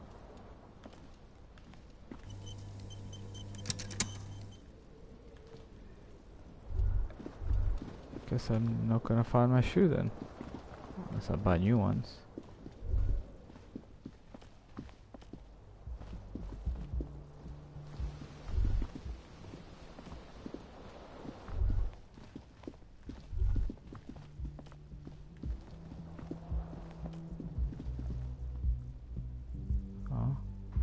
Oh. Maybe I can find my shoe. Is that it? Phew. Finally. This whole time I didn't have my shoe. A gust of briny wind washes over you. Oh wow. Could probably play this for even longer.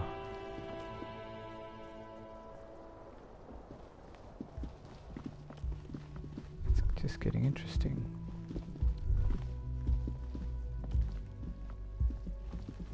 Let's see.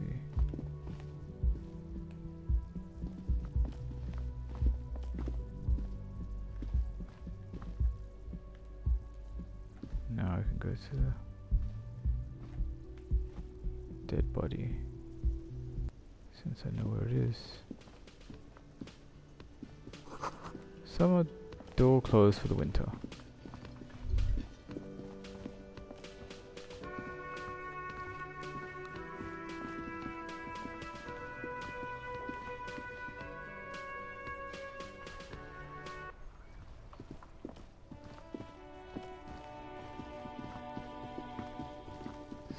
Straight to the scene of the...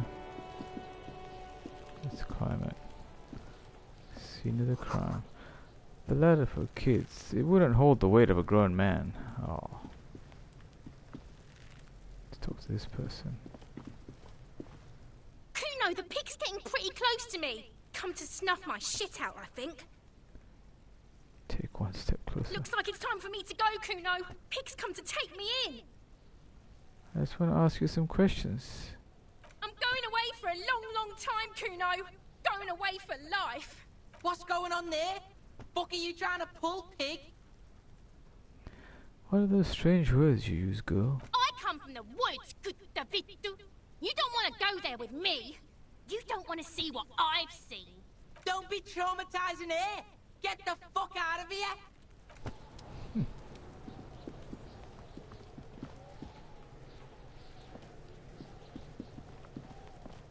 This trash container is locked. The sliding lid has a padlock that says, whirling in rags. There's something in there, not necessarily connected to the case, but still. Why am I looking at you, trash container? You're just a trash container. Well, it is a container. Maybe you're prioritizing it. Lieutenant, what do you think could be in there? Trash? Food waste from the cafeteria? They lock these containers to keep the derelicts from flocking in. Could be evidence too. Excellent.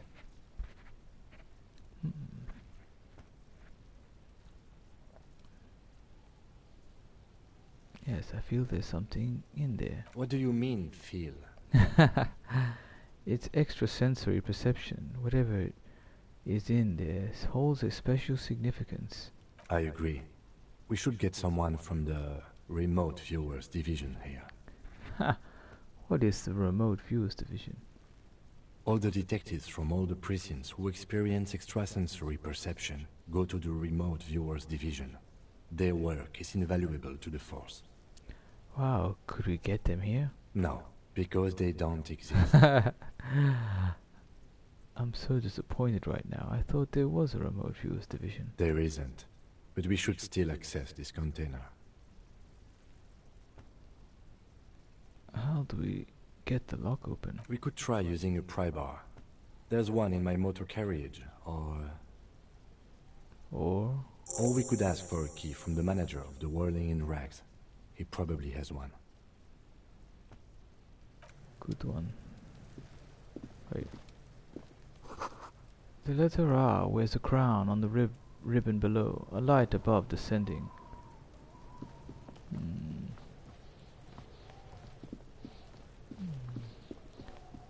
Yes, thank you, God, for this beautiful day, to play, to share, and to experience. Discover beauty with your eyes and ears and hearts. Mind, body, and soul as one. Unite.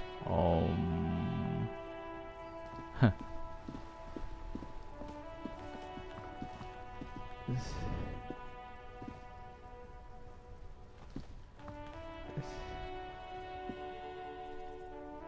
There you go. Let's talk to this guy. The man with the unimpressive beard notices you approaching. He drops the ledger he was holding and turns to the lieutenant. Mr. Gart, right? You run this place. The lieutenant glances into his little notebook. Yes. He responds tersely. I am Kim Kitsuragi from Precinct 57. This is an inter-district investigation, so joining me from Precinct 41... He looks to you, realizing he still doesn't know your name. The Harbinger of Ruin. I'm currently in between names. What is gold and orange, like a forest fire, but smells like liquor? I'd say nothing. Right. Now, I know it took us a while to arrive at the scene. It also took you a while to call us and report the dead body. It was you who placed the call, yes? Yes? No, I only just got here. It was probably Sylvie who called you. She usually works the bar here. I'm only temporarily taking over her duties. Do you have her number? As a matter of fact, I do. He looks behind a pile of coasters, finds a slip of paper and hands it to the lieutenant. You said you just got here. From where? Are you a local? Good question, yeah. What, of Martinez? No, I live in Jamrock. I only sometimes come here to keep an eye on the place. This is just one of the many, many cafeterias I manage. But you still know your way around, yes? In case we need directions. Yes, I know where some things are, but as I said, I don't live here. I just used to work here. And I'm not going to start working here again, if that's what you think. I didn't imply that. Detective. He turns to you. Yes? I have everything. You? He looks in his little notebook. Oh, you mean, do I have questions? Yes, yes. He means, do you have questions for me, like a police officer would? The cafeteria manager is clearly agitated again. Who killed him? I don't know who killed him. I'm not the police. That's your job. Did you kill him? What are you, crazy? Of course I didn't kill him. What a reaction. Are you crazy? Why did Sylvie go away? She went away because none of your business. This is the second time you've avoided the subject. Oh my god, what is your obsession with this Sylvie person? Get over it. Maybe it's he who's obsessed with this Sylvie person. Certainly sounds like it, eh? Where exactly is the body? Behind this building, there's a courtyard. They hoisted him up on a tree there. And how do we get there then? That's easy. See that door there? First you exit through that. Then, to your right, you should see a big hole in the fence. A really big one. You can get to the courtyard through there. No need for the keys. The hole is big enough for the Franco-Nigerian cavalry to fit through. What a nice guy. Does he want you to feel guilty of making that hole? It's implied in his voice. That's all. Let's go. Let's go. Not so fast. You owe me 130 real. Sip away unnoticed. What's real? Huh. Royale. Savoir faire. As you blow this joint, behind you, a whiny voice shouts. He starts running. Real mature, man. Real mature.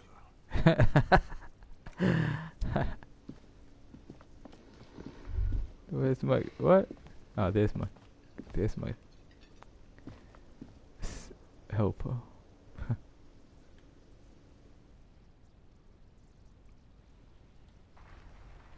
Oh, what? We didn't even get the key. Now what? Let's just get the crowbar.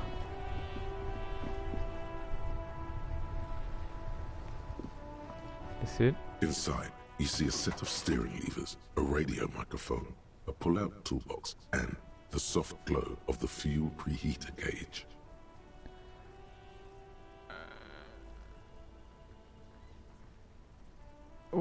Kim, what are we looking at? What is this machine? This is the Kupris Kinema, my motor carriage.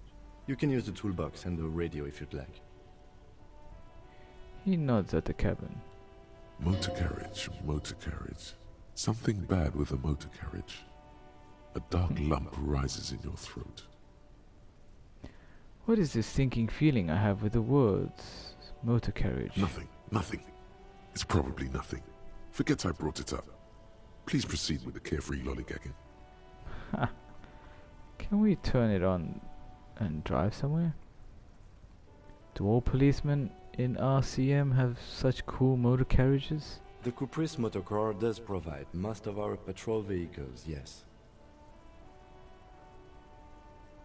This must be what woke me up when you arrived in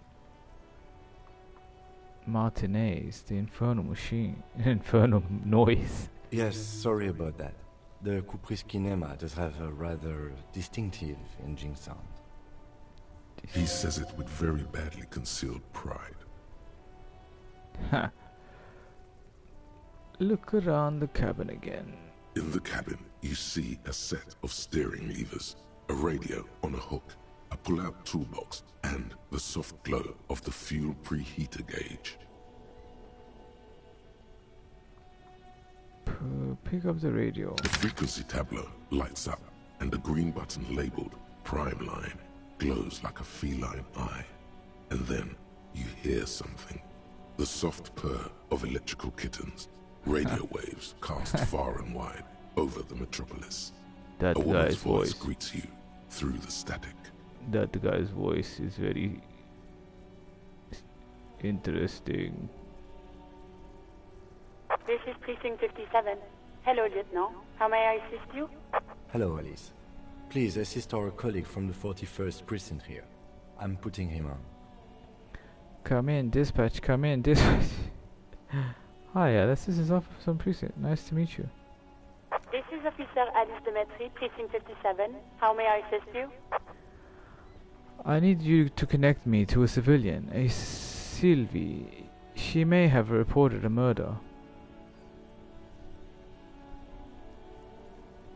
Of course. What is her number, officer?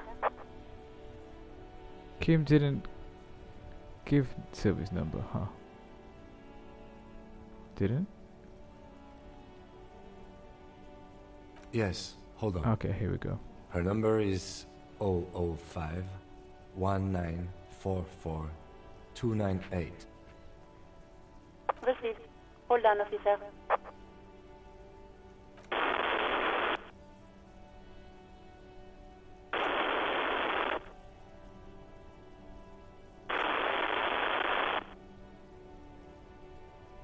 Start slapping a marching rhythm on your thighs. Lieutenant Kitsuragi slowly begins to tap a little rhythm with his right foot. Quite a lot of time has passed.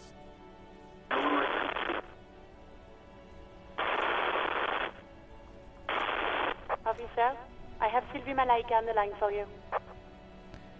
She finally returns. Yes, hello? A female voice greets you through static. It sounds like she's a million miles away from here. Sylvie, I believe we've met before. This time, this is me, a detective from the Whirling in Rags. Hello, this is the police calling. I have some questions for you about your last days at work. Oh, right. Hello, officer. What can I do for you? You can hear resentment in her tone. She's not thrilled to be talking to you again. She recognized your voice almost immediately. There is no resentment in her tone. She wants you to ask her out. No question about it. Ooh, what in the world? Electrochemistry. You quit your job at the Whirling. Why? Was it you who called the police? No, not me. Do you know who made the call? But why didn't you call? Didn't a corpse behind your workplace bother you? No, sorry. I don't. Not a lot of people have phones around here. Copper thieves take the wires. People don't have the money to have the cables put in again. They use the Union's phone, or the one on the coast. It was someone else. We'll find them sooner or later, officer. It just might take a while.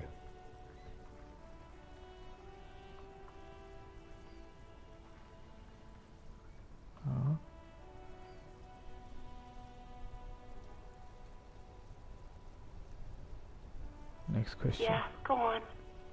You quit your job at the Whirling. Why? You mean, why did I leave the bar? Honestly, I'm not really comfortable discussing it with you, sir.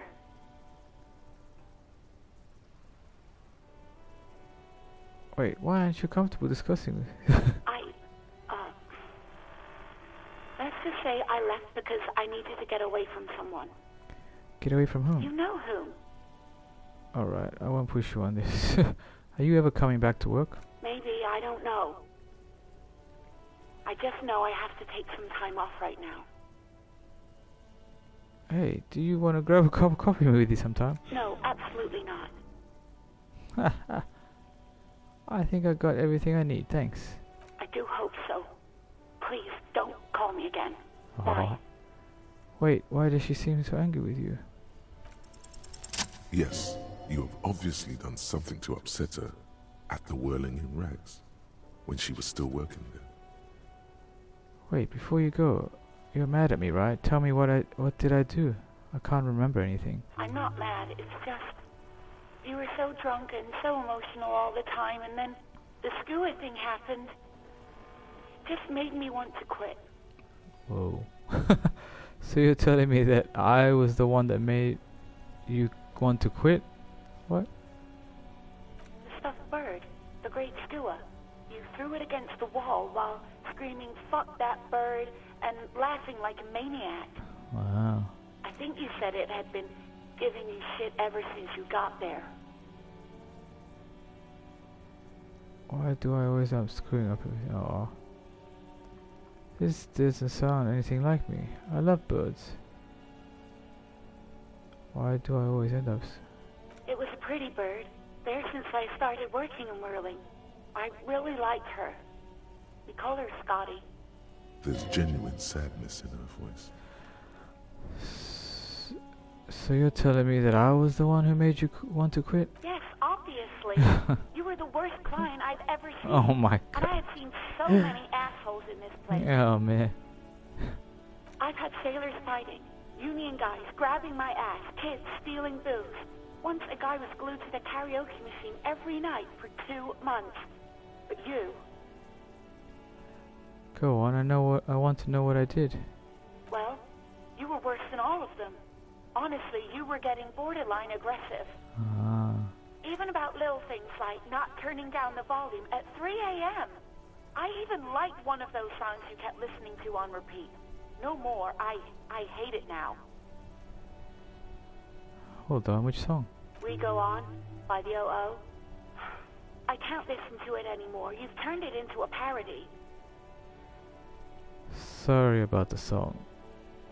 To hell with that song. Oh. Then there was your room. Your project. An experiment to see how bad it can get in there. I tried to send the cleaner, but you wouldn't let me. Threatened to make me understand. I had no idea what you meant, and I don't want to know. And then you screamed something about how you're actually a real cool guy, and no one understands it. One of the coolest guys there is. The coolest guy in Jamrock. Something about disco, too. Sounds intense. I'm sorry. And then I had to deal with your toilet. The one you clogged with police documents, causing water damage downstairs in the kitchen. What in the world? I won't even mention you waving your gun around, harassing customers, threatening to sing karaoke, threatening to kill yourself. Wait, police documents? The ones I had to wrench out of your toilet. What happened to them? Damn it, I don't remember what I did to your damn papers. I don't remember every little thing I do. Resentment gives way to concern in her voice. Especially when there's a hurricane loose. It's your fault for losing them, not mine. Something in you wants to immediately forget about this, as if there was a reason you threw them away. Okay, I get it. I wasn't a very good tenant. No, you really weren't. You were simply the worst. I was trying to show you the world of tomorrow, the great panic at the end.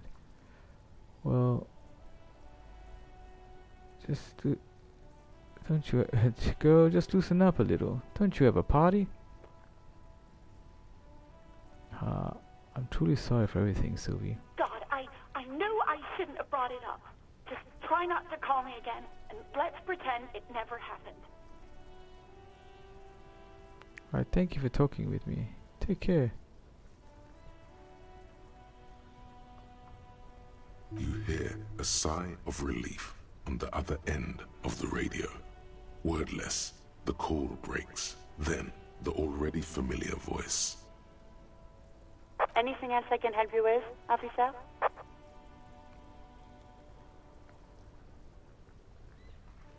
I'm done with the radio for now. 57's over and out.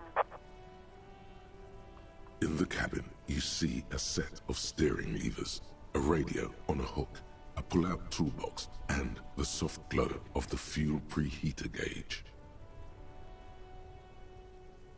Pull out the toolbox. A metallic drawer slides out from under the seat and clicks into place. The tools inside are neatly organized. Take what you need, officer. It's going to be a long case. I'm not protective of my tools, like some men are. He's clearly a little protective of his tools. But what can he do? Work is work.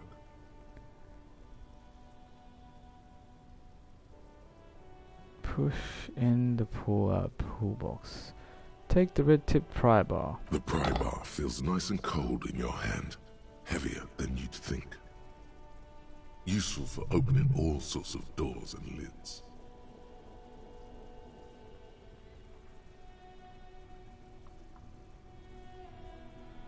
Push in the pull-out toolbox. The pull-out toolbox slides back into its nest. Preheater gauge casts a warm glow on the steering levers and the radio on its hook. Close the door.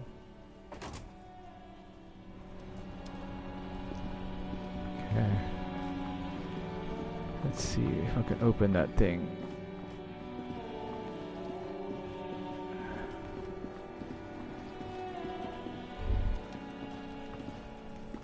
Oh. This trash container is locked. The sliding lid has a padlock that says, "Whirling in rags." Oh. Jam the tool under the lid and pull. What? It's not equipped.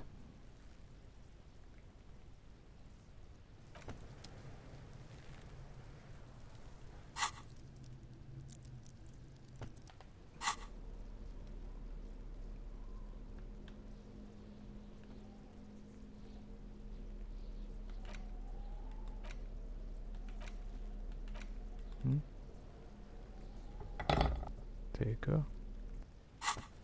Now it's equipped. This trash container is locked. The sliding lid has a padlock that says, whirling in rags. Padlock?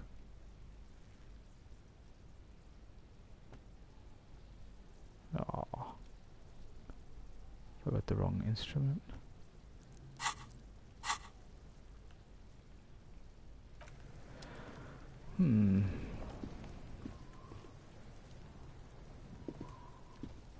What?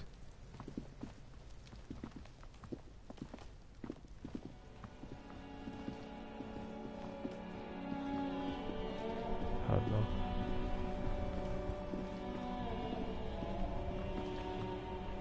Inside, you see a set of steering levers, a radio microphone, a pull-out toolbox, and the soft glow of the fuel preheater gauge.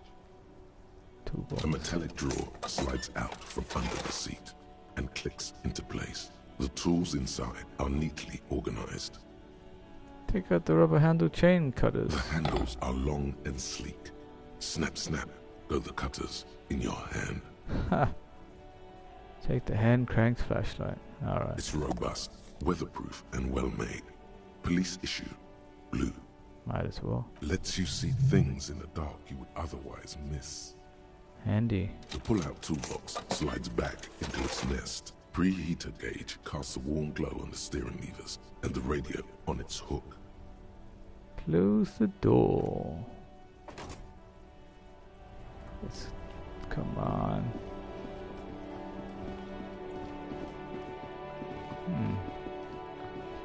I'll definitely be back to continue this world when I'm not playing Tekken. Or some martial arts game.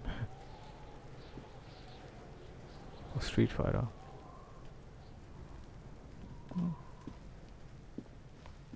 This trash container is locked. The sliding lid has a padlock that says, whirling in rags. Oh. What's going on?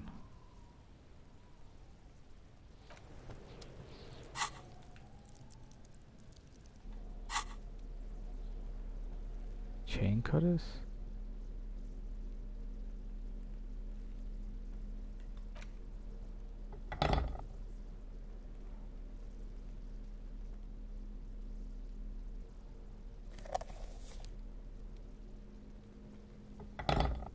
What?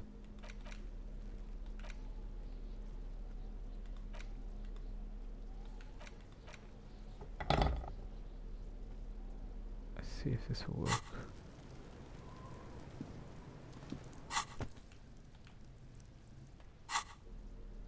Oh, yeah, I do. I've got two.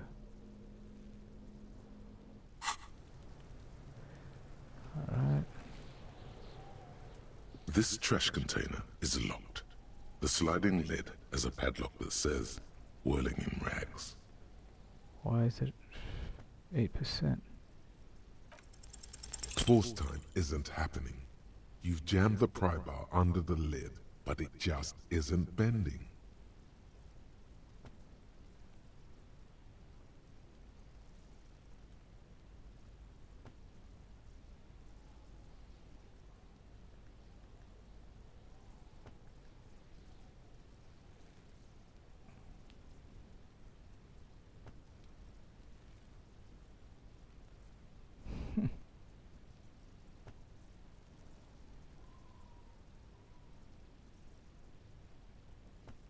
There's a creaking sound as the pry bar slips under the lid.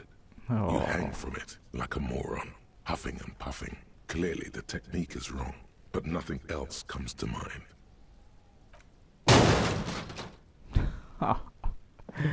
Kick the container. mean? Unsatisfying. Hurtful. You hear a ringing sound, but not quite hollow.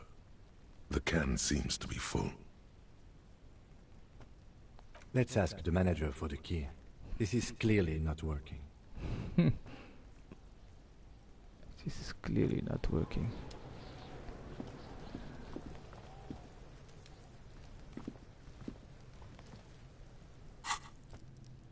Okay, it's almost time to wind down soon.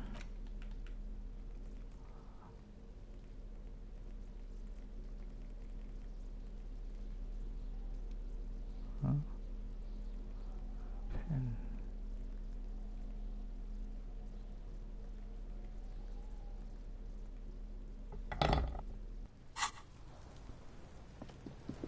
So it's a lid. Oh no. This trash container is locked. The sliding lid has a padlock that says, whirling in rags. I used the wrong tool. This is a save. Oh. Did not even save it. Right?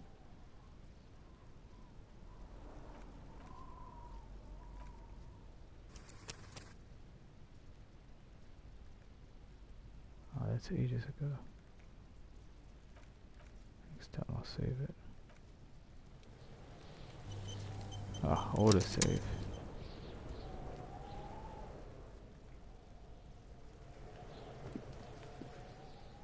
Quick save.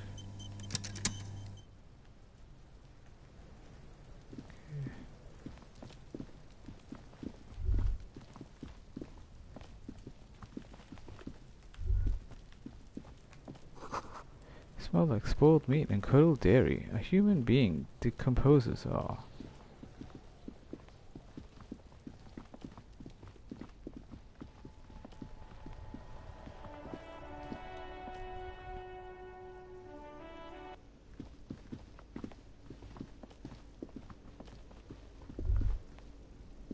Real mature, man. What exactly were you trying to accomplish? You do understand you still owe me money, right? He crosses his arms. Damn, your feet thought we got away. Hold on, what is this money anyway?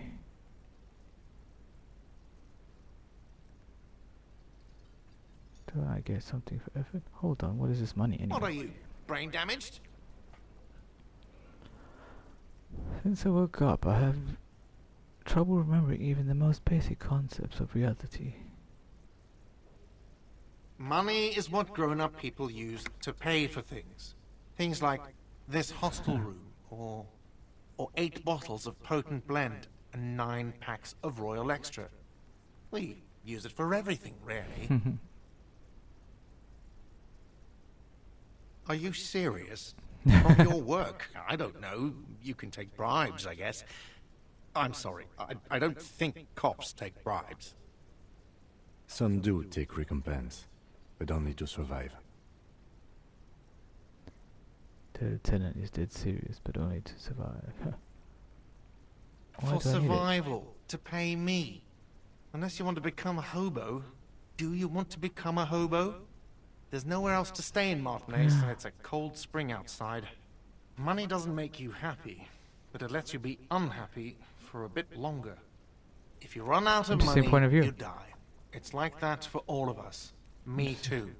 That's why I need you to pay me. I'm not an asshole. Interesting point of view. Yes, it is.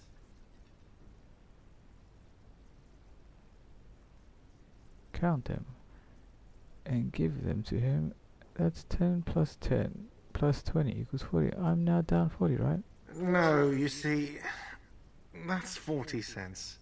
Cents are a form of currency 100 times smaller than the real. I'm not even going to take this. Come back when you have 130 real.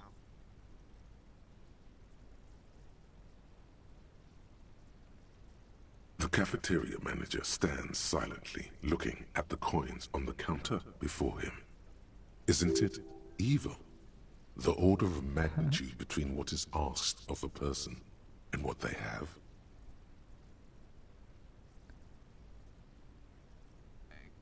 Keep it to yourself and pick up the coins.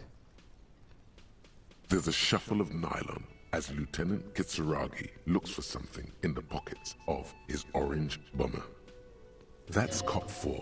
I haven't offered to pay because I don't have any money either.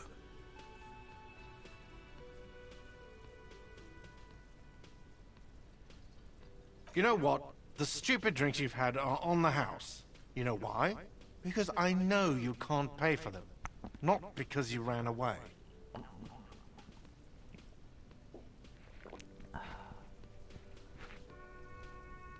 Now, I still have to charge you for 3 nights and the broken window. That's 100 square.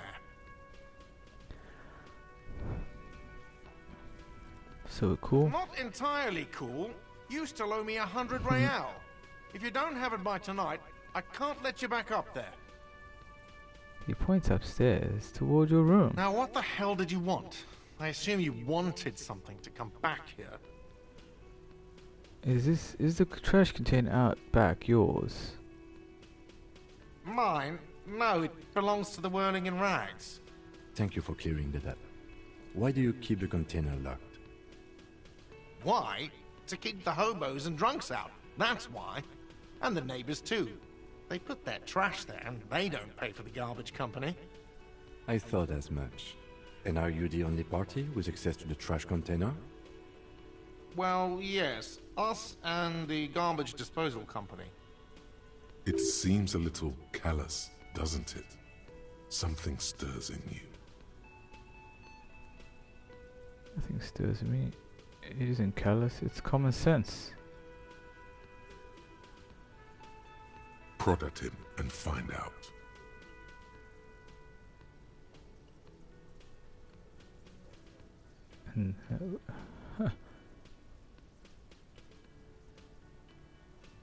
Rhetoric. What do you need them for? It concerns the case. Please cooperate. The lieutenant's voice is harsh and sudden. Please cooperate. Just bring them back once you're done, please.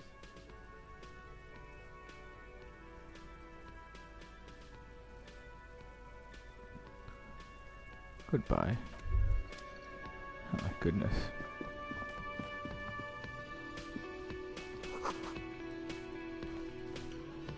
Oh, a soft purr of an electric juicer comes from the kitchen. Someone is working. Oh, that's the kitchen.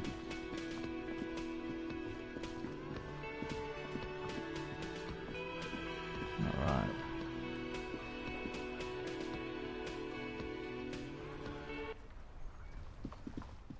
Woohoo. Progress.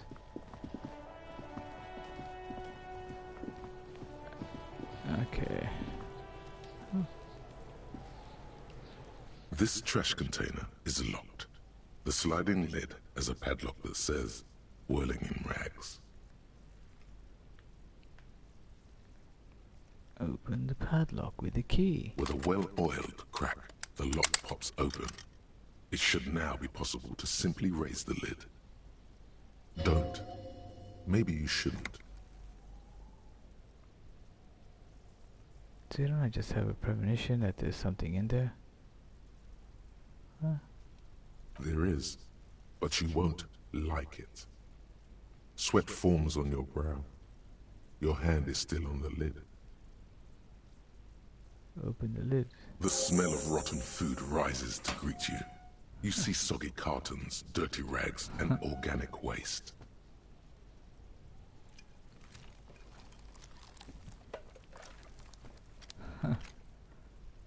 Nice intuition. We're just in time.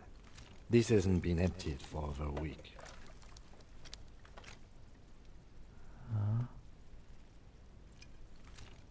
Look under the boxes of cotton. You see milk and egg rest with one broken egg in it. Some pasta wrapper. Picking up the soggy packages somehow feels familiar.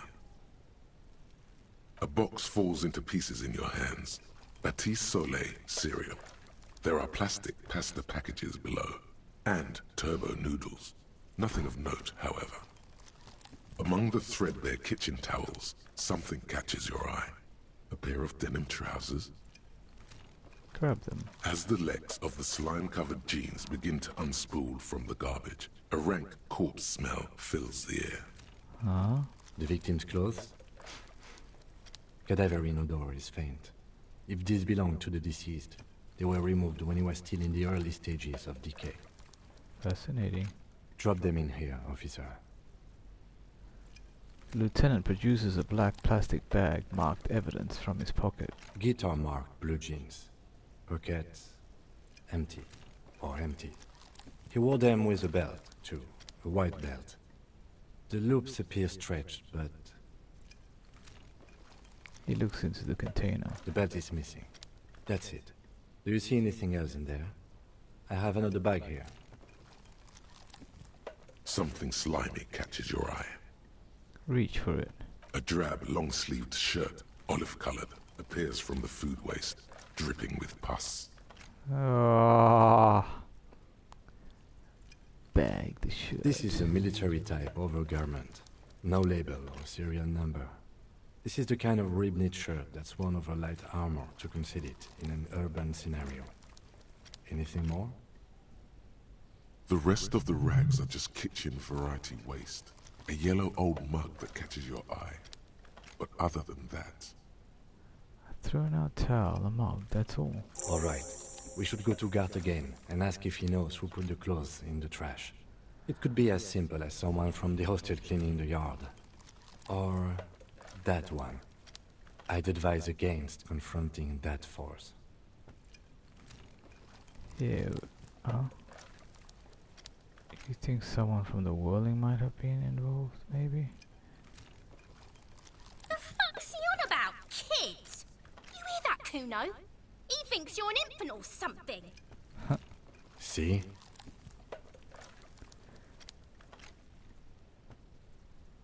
Not really. All we know is the victim's clothes are in the trash, the lid was locked, and his establishment had the key. It's just a small loose thread.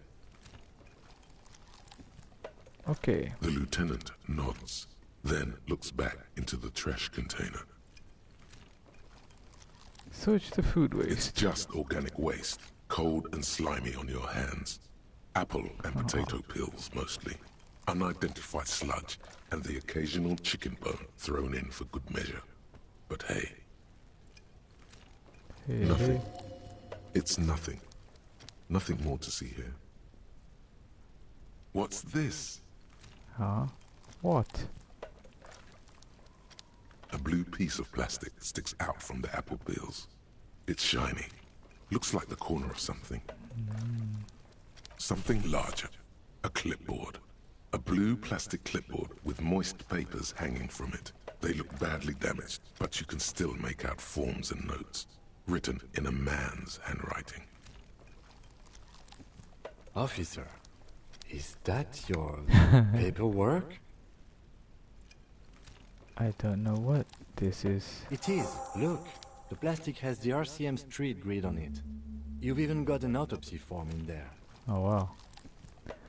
A miserable-looking slip of paper sticks to the board. If you don't mind my asking, how could you have let your paperwork end up in the trash?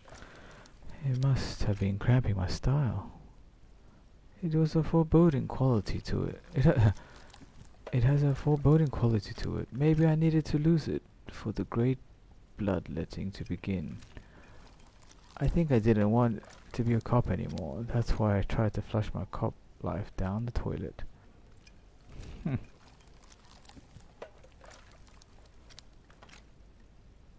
Understood. Understood. The mug. I'm getting that mug too. You pick out a broken mug with an oddly racist depiction of the yellow man frolicking in saffron. An antique. Only in its social sensibility. Take the mug. The lieutenant briefly glances at the mug, then returns his sight to the trash. You've acquired an interactable item. Investigate this item further by going to the Interact tab in your inventory. Close the lid. The container sounds a muffled gong. Aww. That's one thing off the list. I think we got it all. You said you didn't want to talk about the ledger. However, now that you have it back, it would not hurt to start taking notes on the case. Officially.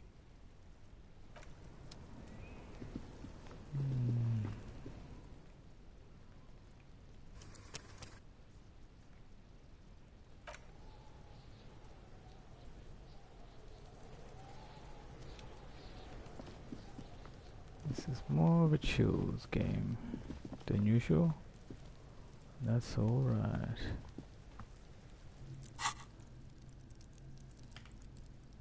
Oops.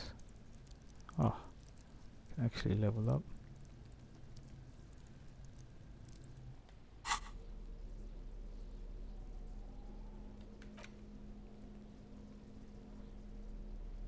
This is a ledger you found in the trash. It's full of notes written in a man's dense cursive. Have a closer look. Maybe it can be salvaged to start keeping notes on the case. It's the ledger you found in the trash. A pitiful cabbage of white and yellow papers hanging from plastic board, barely held together by a metal clip. This sad display is made complete by the faint smell of urinal cleaner.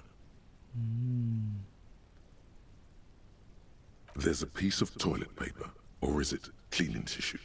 No, it's toilet paper, desperately sticking to the back of the blue plastic clipboard. It's a metaphor for you. Interesting point of view. Below the pathetics, terror. Do not look into its blue heart. Inspect the toilet paper. Inspect the clip. An aluminium block runs the width of the board, biting down on the paperwork. Its crocodile teeth are the only thing keeping the papers together. A regular pencil, the tip worn down to nothing, has been attached to the clip. End of the clip. Run your fingers across. The surface is interrupted by a silvery sticker. It's rectangular, sparkling with iridescence. You don't know how you didn't notice it before. Hey, Lieutenant, what is this? What? That thing. It's a halogen watermark. We use it for adding information to RCM property. It depends. Aside from an anti-counterfeiting stamp, mine has my station number and address. The information varies by date of issue. How many years you've been on the force, he's thinking. It'll have that. Interesting. What kind of information? It depends. Aside from an anti-counterfeiting stamp, mine has my station number and address. How many years you've been on the force? How can I read it? Any capable light with the right wavelength will do. Like, for example? All RCM vehicles have headlights designed to reveal halogen watermarks. Mine too. This means you can read the watermarks if you just turn the lights on. That's all. Thank you. Okay. He returns to his neatly kept notes. While a bunch of sodden papers sag from the clipboard in your hand, it's a sorry sight. Inspect the toilet paper. It's just toilet paper sticking to the back of the plastic clipboard. You can take it off if you want. Maybe it's kitchen tissue. They look exactly the same. Take it off. Still wet, the toilet paper peels off the plastic easily. All you have to do is shake it off with your finger and voila! The ledger now looks marginally better. Voila. Browse the white papers. They're not exactly white. They're yellowed in patches by sunlight and alcohol and covered in dense blue handwriting. Ink escapes into watercolor patterns, reaching its tendrils across entire pages. The paper itself is checkered with faint red lines forming short paragraphs. Once in a while, there's a red stamp that exclaims, "Case files commit to paper." The case files themselves are plenty. You count more than 100 sodden, crumpled up, earmarked pages falling apart in your hands. They appear to be sufficiently organized and extremely dense, if mostly illegible. What is in there? What are they about? Work, strife, poverty, the Jamrock Quarter. These are handwritten logs of investigations dating back to January 51, this year. The exact number is hard to estimate, due to missing pages and an odd naming convention. but there are at least 20, maybe 30 cases undertaken, not completed, mind you. It's the middle of March. You have attempted 2 cases a week on average. Is 2 cases a week good caseload, Lieutenant? Huh? 2 complex cases to undertake is a lot, yes. You really have to push yourself. I would not suggest it, lest you start making mistakes. 2 cases a week appears to have been my load, Lieutenant. I'm not sure I completed them, though. 2? That's a lot. I didn't mean to say you are making mistakes, by the way. That was presumptuous of me. I'm sure I'd made plenty of mistakes. A nice brisk pace, the way I like it.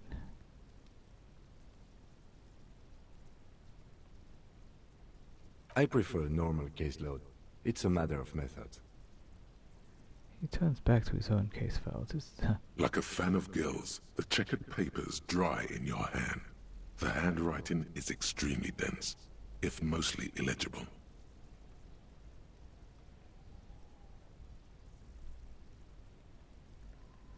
Yes, it appears you employ a, shall we say, robust yet literary system. Each investigation has its case number written on the margins.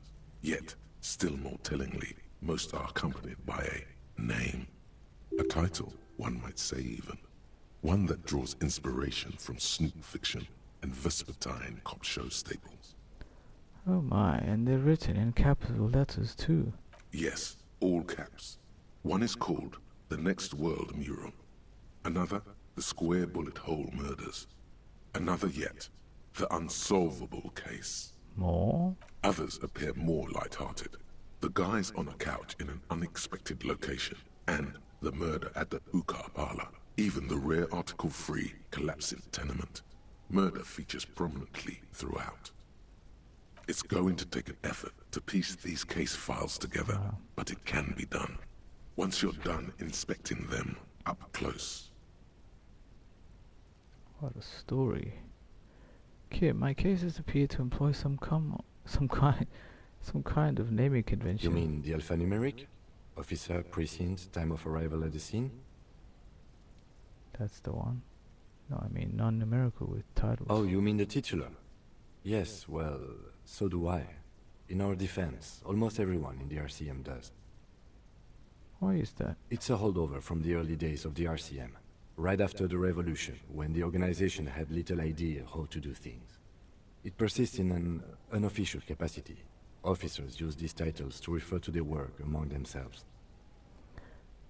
I seem to have named the case the Square Bullet Hole Murderers.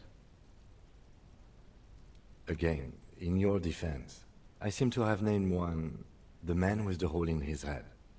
That was a real person. His death was real. Still, I named it that, to amuse myself. I pray his loved ones never find out. What happened to him? Rail spiked through the head. He died. It was a workplace accident. Count the pages. I have to open an official case. Is there room? There is, for precisely one more. 15 pages near the end remain untouched by the damage. The checkered grid forms a structure of passages, breaking the case into subtasks to accomplish. Commit to paper using the pen Lena gave you. The tasks you've completed flow out of the kind green ape pen in a brash freehand similar to the rest of the letters. The wording comes easily. It's almost robotically simple, a language developed for mental rigor and simplicity. Inspect the victim's body. Interview the cafeteria manager. It's not exactly poetry, but poetry would be out of place. Cross out the ones you've already finished. A satisfying slash sounds across the paper. Satisfying. You're done, it seems to say. And you, and you. Things to be done, and things already done. The composition of reality. This is an extremely useful tool for a detective of the citizens' militia. Now all that remains is to name the case. Lieutenant, have you by any chance named our case? No, actually. Any ideas? Shit on a stick. Actually, I don't have one. The Hanged Man. Great. That's great. That's actually what I was thinking too. The Hanged Man. Good, strong name. We have a very good name for the case now. I'm going to start calling it the Hanged Man. It's good we sorted this out. I'm done expecting these. Close the case files. You don't exactly close them, so much as distance yourself from the smelly papers. They're a little further from your nose now. Can I read the case files now? It's proving to be harder than expected. Oh. You just don't have the intellectual rigor to patch the quilt back together. Try again later. Sure. Browse the yellow papers. In the back, you see thin, translucent copier paper. Some neon yellow, some bright red, all covered in boxes, like marching armies. These look like official forms, waiting to be filled out. Then rip them from the binder and hand them out, according to type of form. What types of forms are there? 3. The topmost are misconduct fines. The middle ones are station calls. And the bottommost are field autopsy forms. Each is easy enough to make sense of. You don't have to be an intellectual giant to do police work.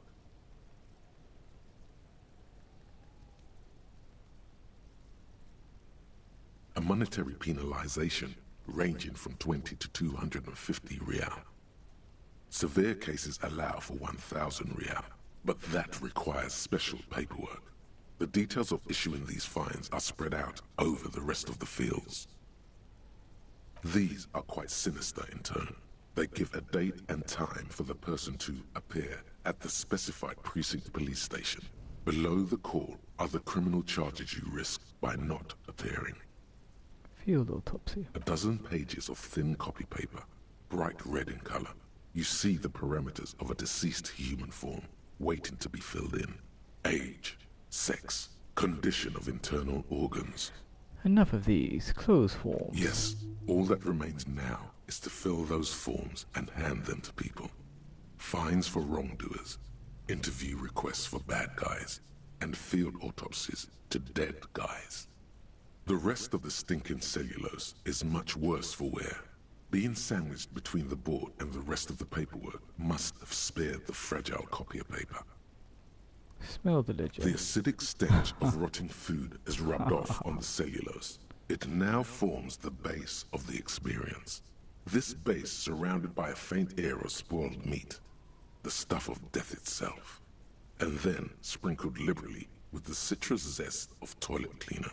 The lieutenant observes you, raising and lowering the toilet waterlogged mass under your nose, trying to get a good whiff. A good analytical whiff.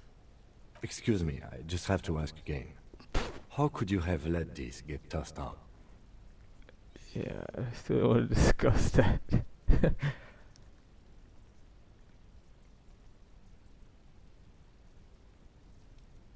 Yeah, I still don't want to discuss. Okay, no problem. He turns away to start organizing his own notes, leaving you with yours. He's not mad. That smelly mess of paper in your hand is making him worry about the well-being of his own paperwork. That's all. It's made of dark blue plastic, hard enough to beat someone to submission with. The edges are rounded, however.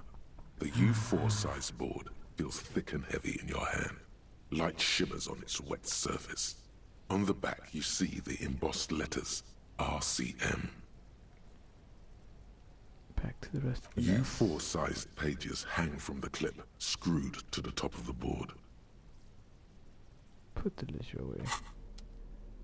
Okay, I think that's it for today. Thanks for tuning in, dear viewers, on today's game show, Disco Elysium. I hope you have a great day or night, wherever you are in the world, and a great week ahead. Namaste. Until next time, peace out. One love.